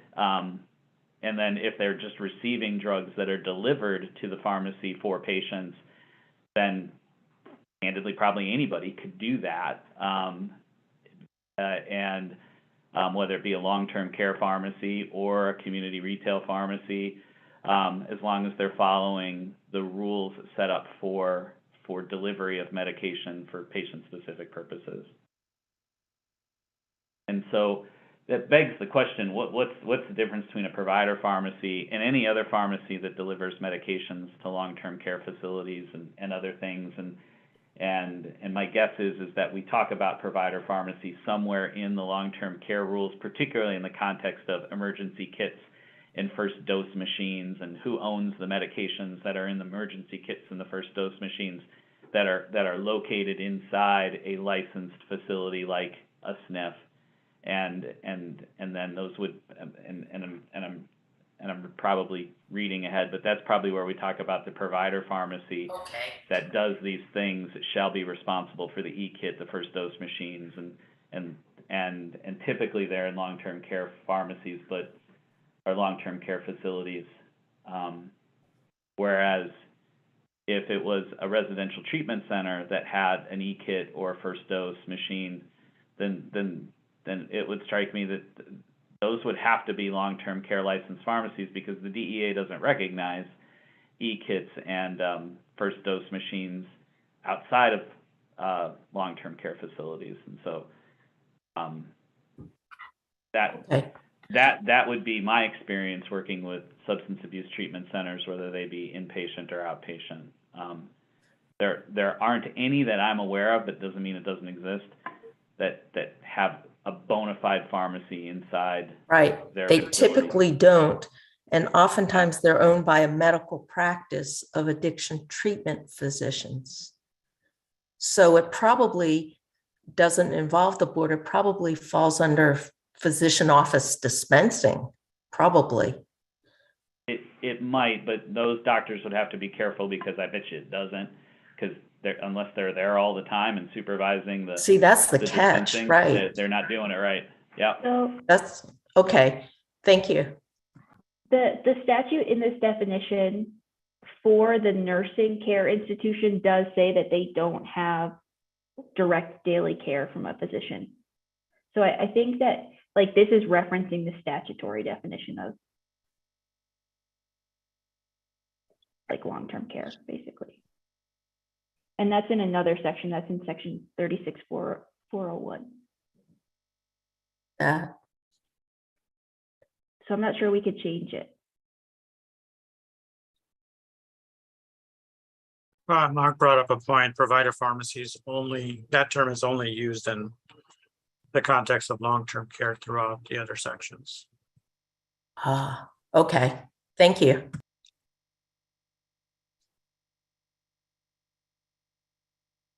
Did we come to a conclusion on the Red C stamp? I think if we add something of this nature in there, which would then eliminate people that have computer data that captures and differentiates the records. Sounds good, Kim.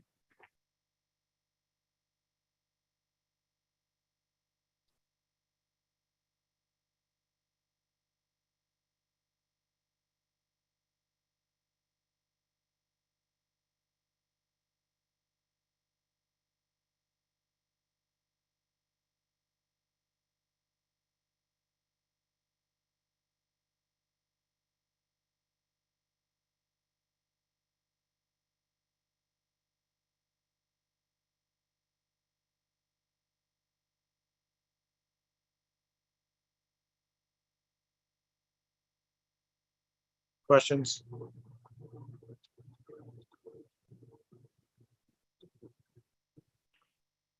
I have one comment under shared order processing. Should we include product review? If it could be imaged, is there any reason why that couldn't be done via shared order processing when we delineate all the different functions?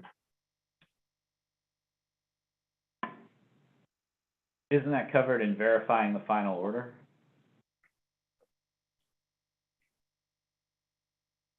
Verification, the broader verification, I always interpret it as including the final. Well, that's true. verification. That's true, Mark. But- I didn't think about it. But it says, yeah, final order verification. I don't know.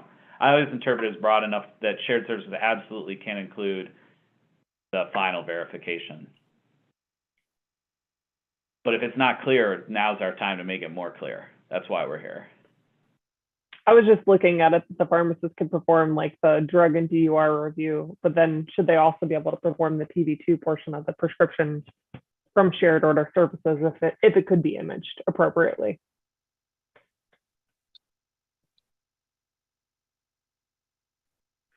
And was it clear enough that that includes it? I like think it. it's If we worth can make it adding. more clear, all the better. Yep.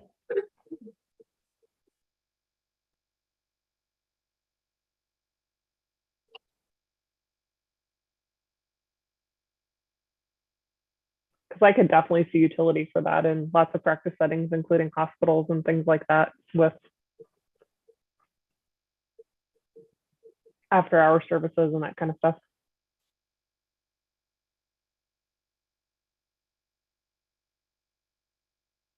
Would that cover it?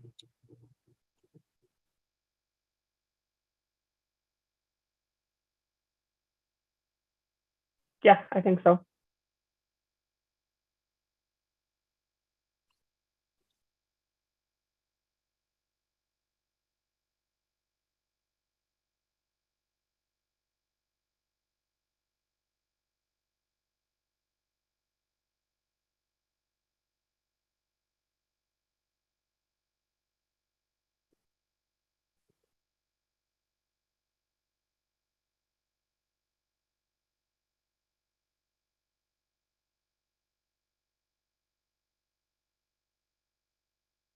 Any other thoughts on this page?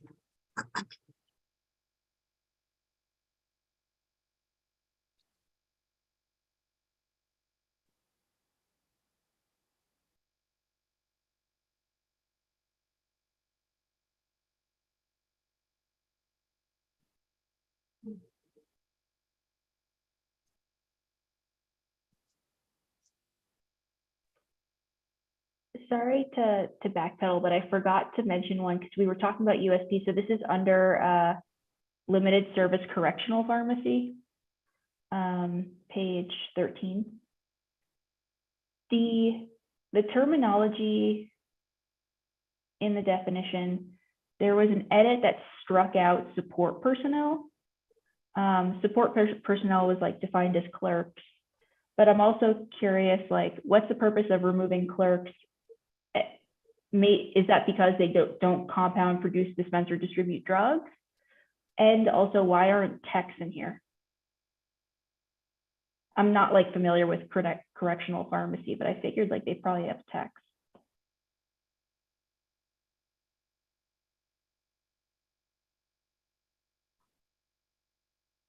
That's a good call out. Support personnel should be in there. Yeah, they could probably unpack boxes and stuff or deliver. Well, I mean, to add technicians, just to make it more clear, technicians, technician trainees, and support personnel. Mhm. To mean I agree, that- support personnel should be there. Because it shouldn't just have to be a pharmacist or an intern or even a technician to unpack boxes and Yeah. put stuff on a shelf. Yeah, because the support personnel is clerks only. It says that they're not doing pharmacist tasks, tech tasks, intern tasks.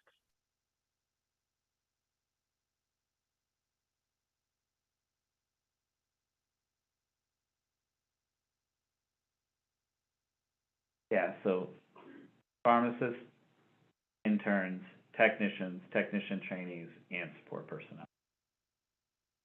Clear that support personnel, we usually mean to be unlicensed.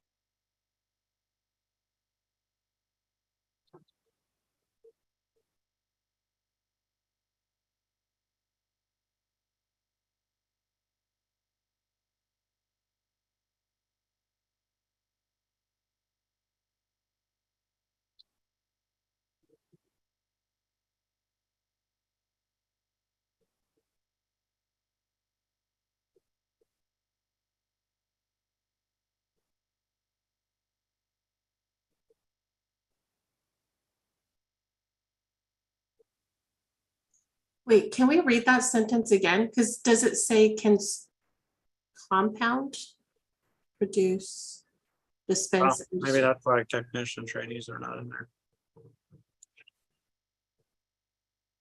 Well, and support personnel, if they're not licensed, they wouldn't be compounding, dispensing, or distributing. Well, that's true, but I mean, you can't get ridiculous. I mean, we know that technician trainees can't compound. We know that support personnel can't compound. I don't know. Well, they don't do any of those. How about we things. take out compound, produce, dispense, and distribute drugs, but to provide pharmacy services or something like that, just so. Okay. I was gonna say, but I don't think they do any of them, those things listed. You said like unpack boxes, but that's not what this is calling out. Right, but I mean, this is so broad. What's a correctional pharmacy? It's a pharmacy in a jail or a prison is what we mean, a correctional facility. Right. And uses pharmacists, interns, technicians, trained support personnel, deliver its services. I mean, by removing support personnel and just leaving a pharmacist, interns, it feels like, oh, the only people who could ever be in a prison pharmacy are pharmacists and interns, and that's not what we mean. I think how we have it now just makes more sense to me. And they would still be limited by Their scope. the duties and scope within each of the other rules. I like this. Right. This looks good. How it is now, I like it. Yeah.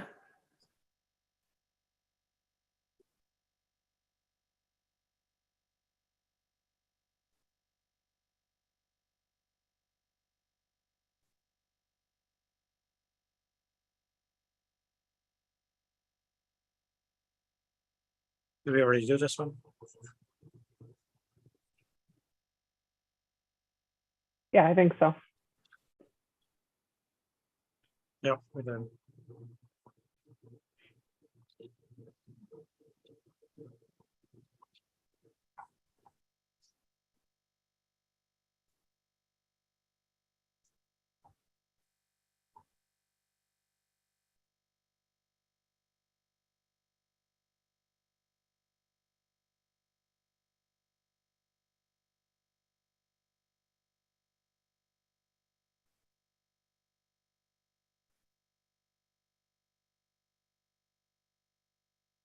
Questions, guys?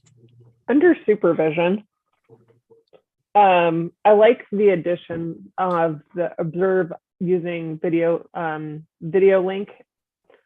But what about the cases where it's just like, for example, data entry? The pharmacist wouldn't necessarily have to be physically present to verify that, to supervise that person. They could be supervised electronically, and I wouldn't see that they would need to have a video link as long as they were checking, doing that, checking the work of the technician.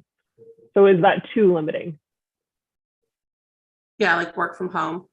Yeah.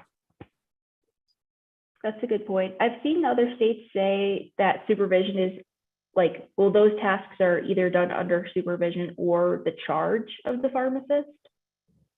I'm not sure if that would be language we could use here. Well, it does have comma, comma, comma, and the last one has oversight of activities. So could it fall under that? I just want to make sure it's not too limiting because I don't. If you should say and to an or. You can. And yeah, take out and put or. Or has direct oversight of activities. Well, in some things, I think a video link would be required, right? So like in a telepharmacy, we would want the video link to be able to be there in terms of like the cameras and those kinds of things. If it's a technician that's performing compounding in an IV room and the pharmacist is overseeing those activities remotely, I think that needs to probably be done via video link. But a pharmacist checking work from home for a technician that's doing data entry, I don't see that needs to be performed via video link. I think they should have a video link available for questions and those kinds of things, but I don't think that the technician needs to be on camera the entire time I don't think that that's necessary. Right.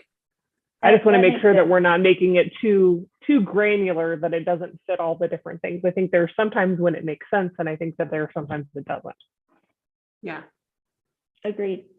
It's the same for a phone, right? So if a tech is at home on the phone, that like, why would you need a video? Like, if anything, maybe just audio.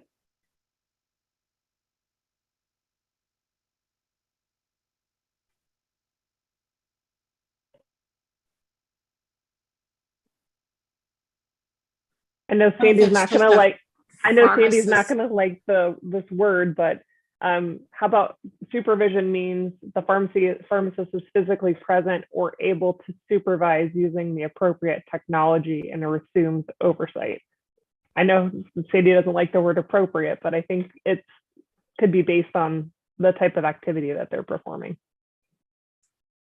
What about means a pharmacist has oversight of activities relating to, and take out the specific examples? Just start at a means a pharmacist and go down to has oversight of activities.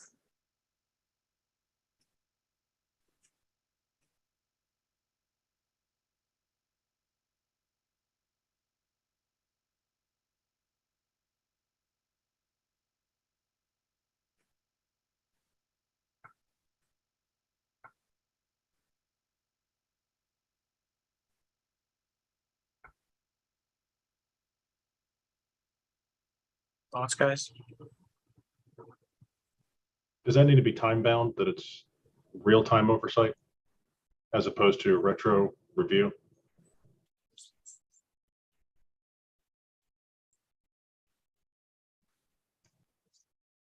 As it's currently written, could you have, for instance, a hospital pharmacy with no pharmacist on site because they're at home using a video link and the only one inside the pharmacy are technicians and interns?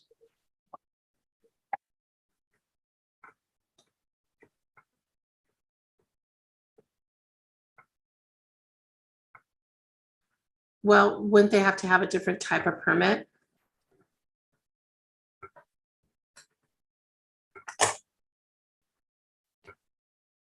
Yeah, I'm curious if there's, I'm not sure about Arizona, but there's usually like in other sections of the code in other states, basically a pharmacist has to be there for like drug control purposes, right? That's how we do it in New Hampshire.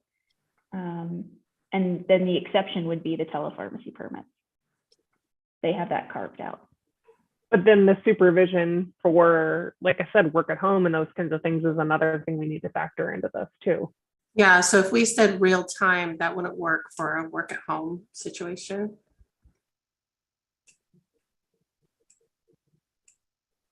Why not?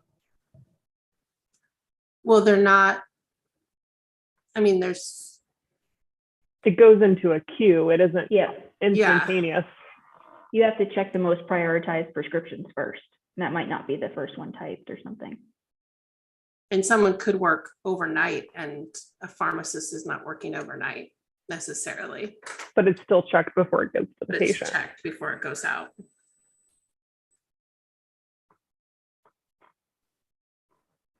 I like the additions. I just want to make sure we're not too limiting. Yeah. Because there's lots of way that we apply the word supervision throughout different types of pharmacies and what's been allowed already in Arizona.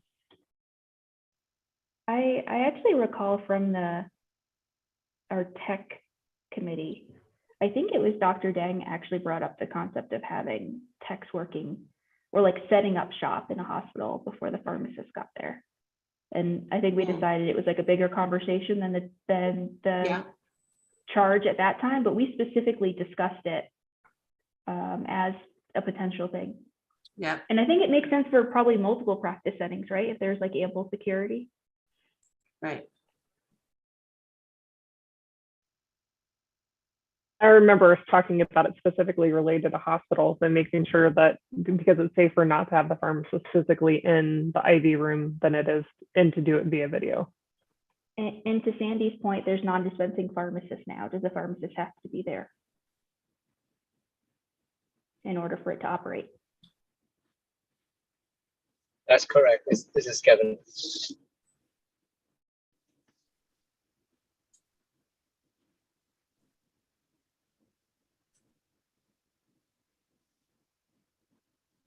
Should we like maybe take homework on this one and try and figure out the best definition or compare to other states or something?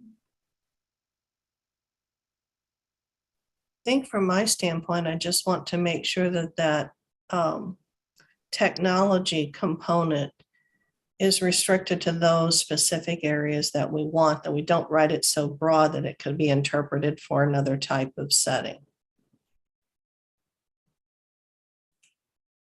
But is that defined in what kind of permit they have?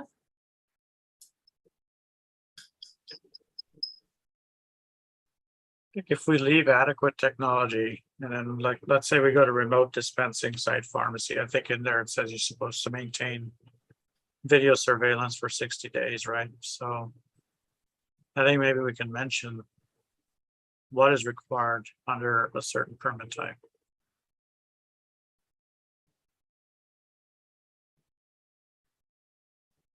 Work at home doesn't have a permit.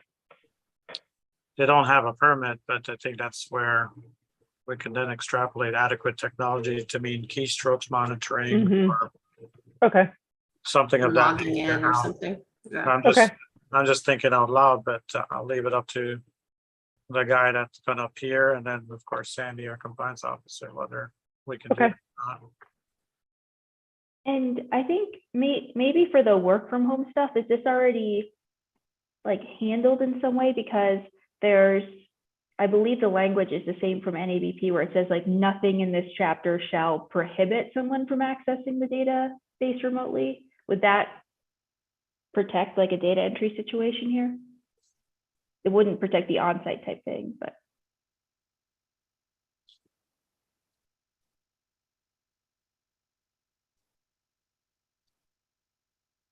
It's under, is it 621 or something? Shared services.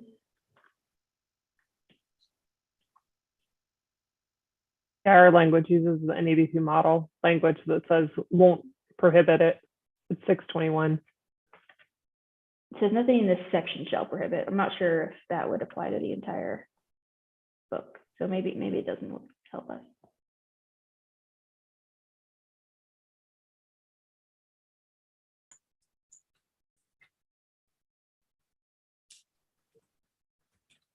All right, anything else on this page, guys?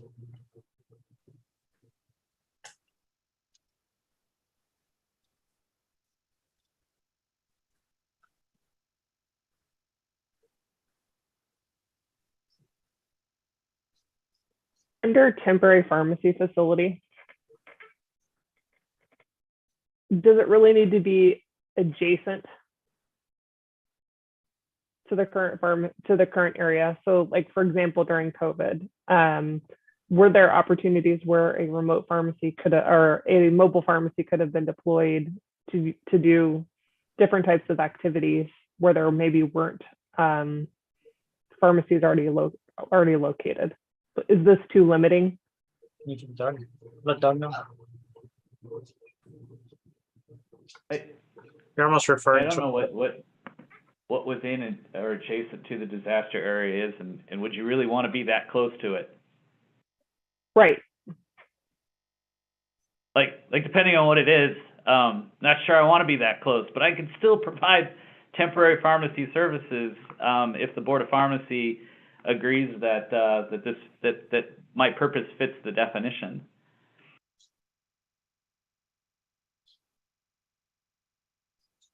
I just want to make sure that it's not too limiting, that if there are opportunities that make sense for patient access, no matter what the situation, whether it's a fire, a pandemic, a tornado, or whatever that might happen, that we have the flexibility to approve something if it's good for the public. Why don't you just say near the disaster area? Adjacent is another word for near. Adjacent makes it seem like it's got to be super close, though. Like, Lori, I want the Walgreens semi truck to pull up right next to the fire so people actually get a sunburn. Or can we use in the proximity of?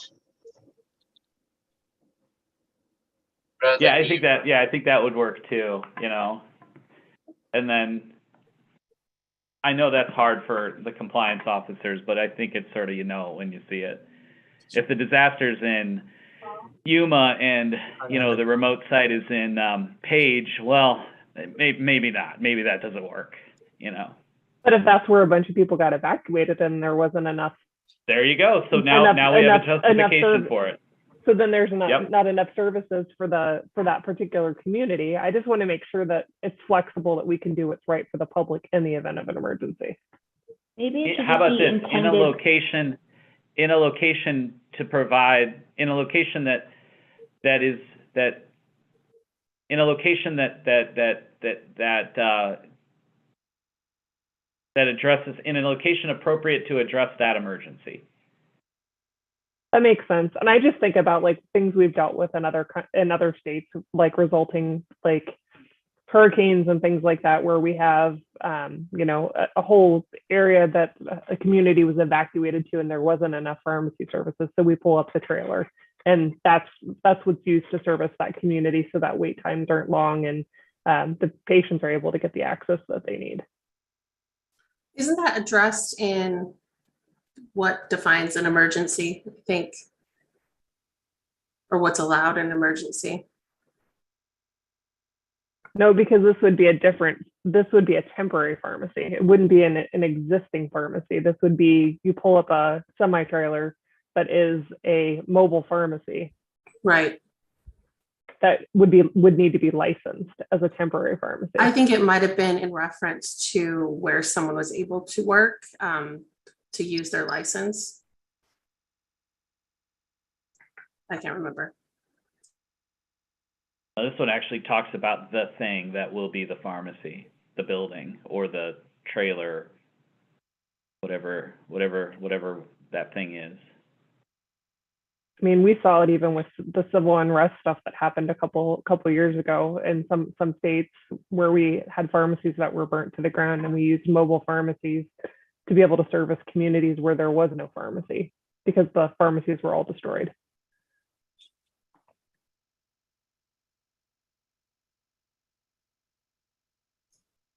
I will say that one type of temporary pharmacy facility that's not addressed in statute and rule are those that are built as a result of a remodel of a permitted pharmacy space that are used for several weeks to dispense out of while the remodels occur. Oh, that's a good point too, Sandy. That's a huge deal, because I've got a client right now that needs to remodel, but they can't afford to close the pharmacy for several weeks, but they also don't want to sign, you know, a 10-year lease either, just because they need to remodel the current facility.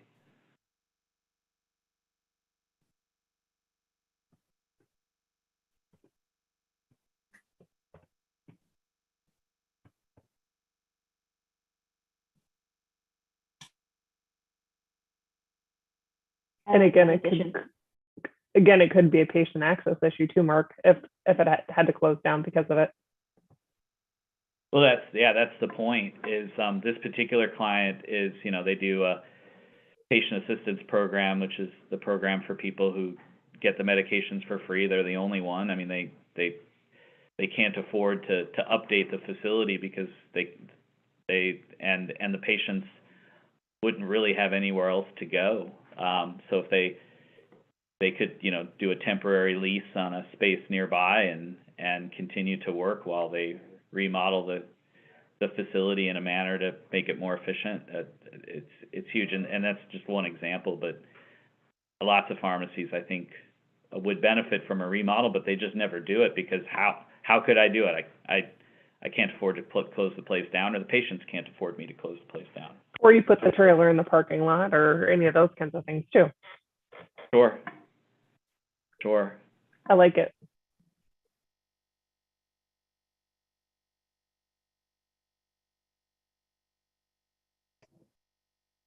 Cam, do we have a hard stop now? We had it scheduled till 11. I have the DEA actually in the house right now that I need to attend to. And Lori, I need to go on to another meeting as well. Me too. Is there availability in the near future, guys? Or should I send out a doodle invite? Send out a doodle. Yeah, I'd like Doodle to poll try and works start well. doing these again on a regular basis, Cam, monthly or at least every other month moving Yeah. forward. Yeah. Cam, I didn't get this, what we're going over. So when you sent it out, can you make sure I'm on the distribution I will list? double check. All right. Well, thank you everybody for your time and attendance today. I think it was a productive meeting, and we will adjourn at 11:05. Thank you. Thank you, guys. Thank you all. Bye. Thank you.